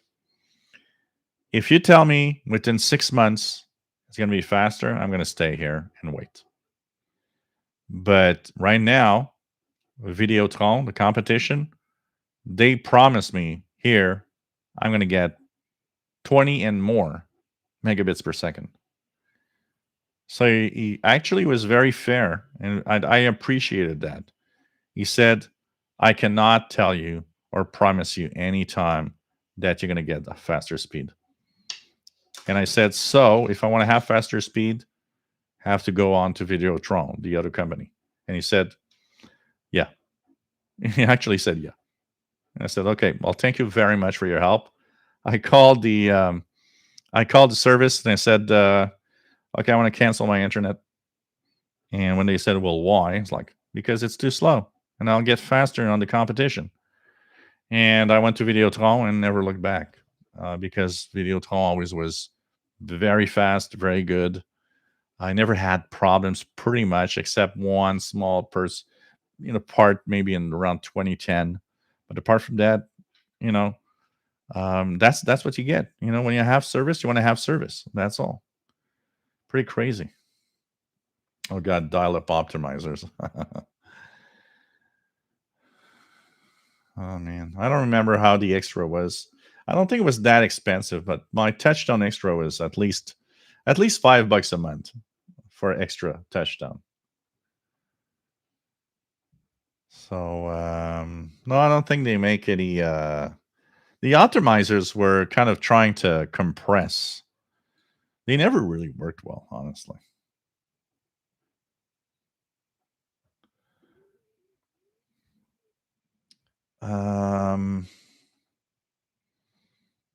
Paul says LimeWire was shut down by about 10 years ago after they were. Oh yeah, they became kind of. They tried to like Napster. They tried to become a paid service for music, and it never took on. And all the programs I used to download MP3s back then. So there was Napster, LimeWire, BearShare, and I'm sure there were others. I can tell you that. Can radio TV guy gigabit speed? Yeah, you know what? I bet you that here cable is not. So my cable company has the fiber optics to the box at the end of the street. The rest of the street is regular coax cable. I noticed that Bell here in the back, I have the Bell cables. You guys see it sometimes when I make radio videos. It's the big dark cable that comes to the house. And on it, there's a little tag on one of the cables that says that it's fiber optics. So I bet that today, possibly, Bell would be much faster than Videotron if I wanted to have really high speed here where I live. Why? Because they're the only one that has direct fiber optics to my home, which of course is, I mean, Paul Steckler. I went to Man in His World, the successor to Expo 67 and 69, just before the moon landing. Oh man.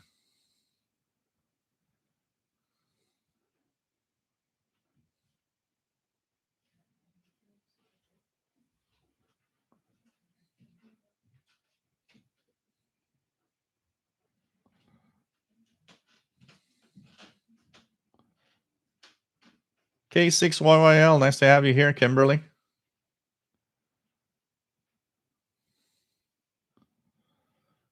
Oh man. KW1161 Rail Player had a Norm MacDonald broadcast from Radio Canada on dial-up. Was the first thing I remember hearing. Wow. Oh man. Oh man. Yeah, I would go to 52 on my KW 1161. I think the highest was 52, 53.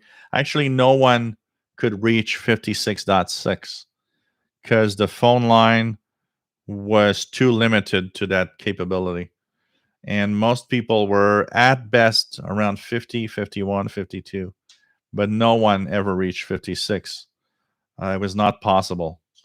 And the reason it was not possible was the limits of, because, it's frankly, those modems were using analog phones. It was audio tones. Only the audio tones gave you the speed. And most phone companies would actually max out the phone range. The audio range for the phone was 3,000 hertz, which was fine for voice. We could hear each other really, really nice. But modems, to get speed, the more speed you need, the more bandwidth you need. They were stuck at that 3,000 hertz, of audio. So what made modems move from 110 baud to 300 baud to 2400 and so on, 1200, 2400, and 56K, was the compression they were able to get. So the more compressed they were able to get that signal, the better, the faster you could get all of that. And so modems became more expensive and had to compress terribly. But they reached the limit. They reached a limit where, look, for 3,000 hertz of audio, we can't compress more than 56K. But nobody really reached the maximum speed. Everybody stopped at, like, when you could. Half of the time, people were like connecting at 33,600. But I was lucky. I was connecting most of the time at around 50, 51. But 56, nobody reached that. It's pretty crazy. RJ88 Dakota. Magical revolution from the first mechanical recording to our present SD technology. Absolutely. I mean, just look at what I do here. Being able to do a live show from my home to an audience around the world. Just think about it. In the 80s, they would have taken a TV studio and a network, and it would have been, hundreds of thousands, if not millions of dollars, just to get on and be there and have people watching. Now you get a laptop, you get a webcam, and you get an internet connection, and you're off to doing your own thing for a very, very inexpensive price. Pretty crazy.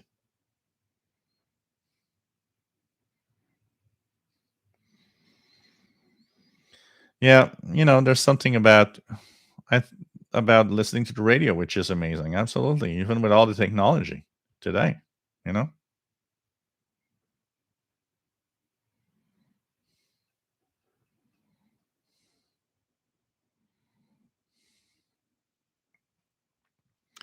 Yeah, Afghanistan is very volatile, and I mean, if you're in Afghanistan right now, what you hope you have, and you probably keep it to yourself, but what you hope you have is a shortwave radio to hear the news of what's happening outside, because you're not getting the news anymore unless you have a shortwave radio.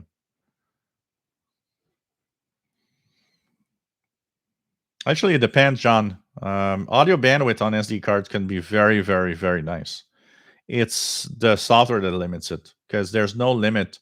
The SD card, if you give it an MP3 that has 256K kilobits rather than the standard 192 of everybody using, you're going to get some beautiful sound.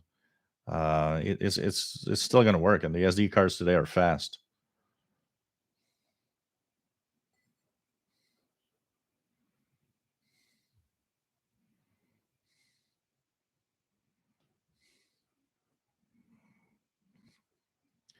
Shortwave is absolutely fantastic, and shortwave needs to be maintained, because shortwave is, when situations go bad, shortwave is the technology. Teletype still has some teletype, some teletype stuff on shortwave.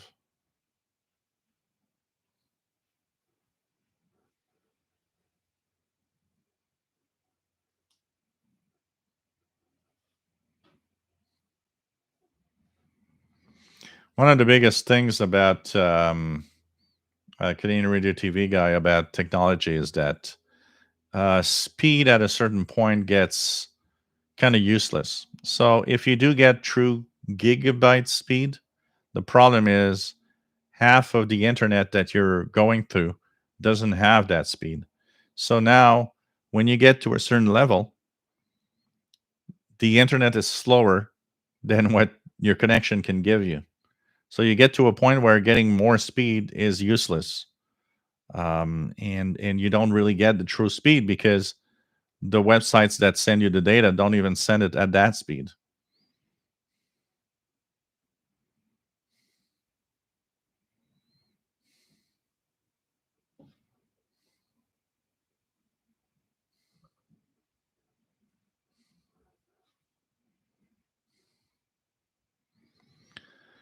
But shortwave is important, absolutely. And Afghanistan is an example. And not just that. Look at you got to look at Russia, the way it's going. You got to look at some countries, and look at Hungary.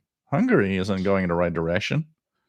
They're kind of controlling a lot. There's a lot of things that can happen in our world, and we got to maintain shortwave. It's important that it keeps on going because there's a lot that we can hear without borders, without having anybody shut it down. You can't shut down a shortwave signal that comes from another country, but you can shut down the internet. That's for sure. So I will say goodbye after 3 hours and 36 minutes. That's a pretty good one. 3 hours and 31 minutes. Pretty good one. And I hope that everybody enjoyed the show tonight. It was nice to be here. And we're going to be back on Saturday at 20 hours UTC, 4 p.m. Eastern, and talk about radio once again and any other things related and whatever. We digress in conversations and stuff, but it's a lot of fun to talk with you guys. Thank you so much for being here, guys. It was a lot of fun.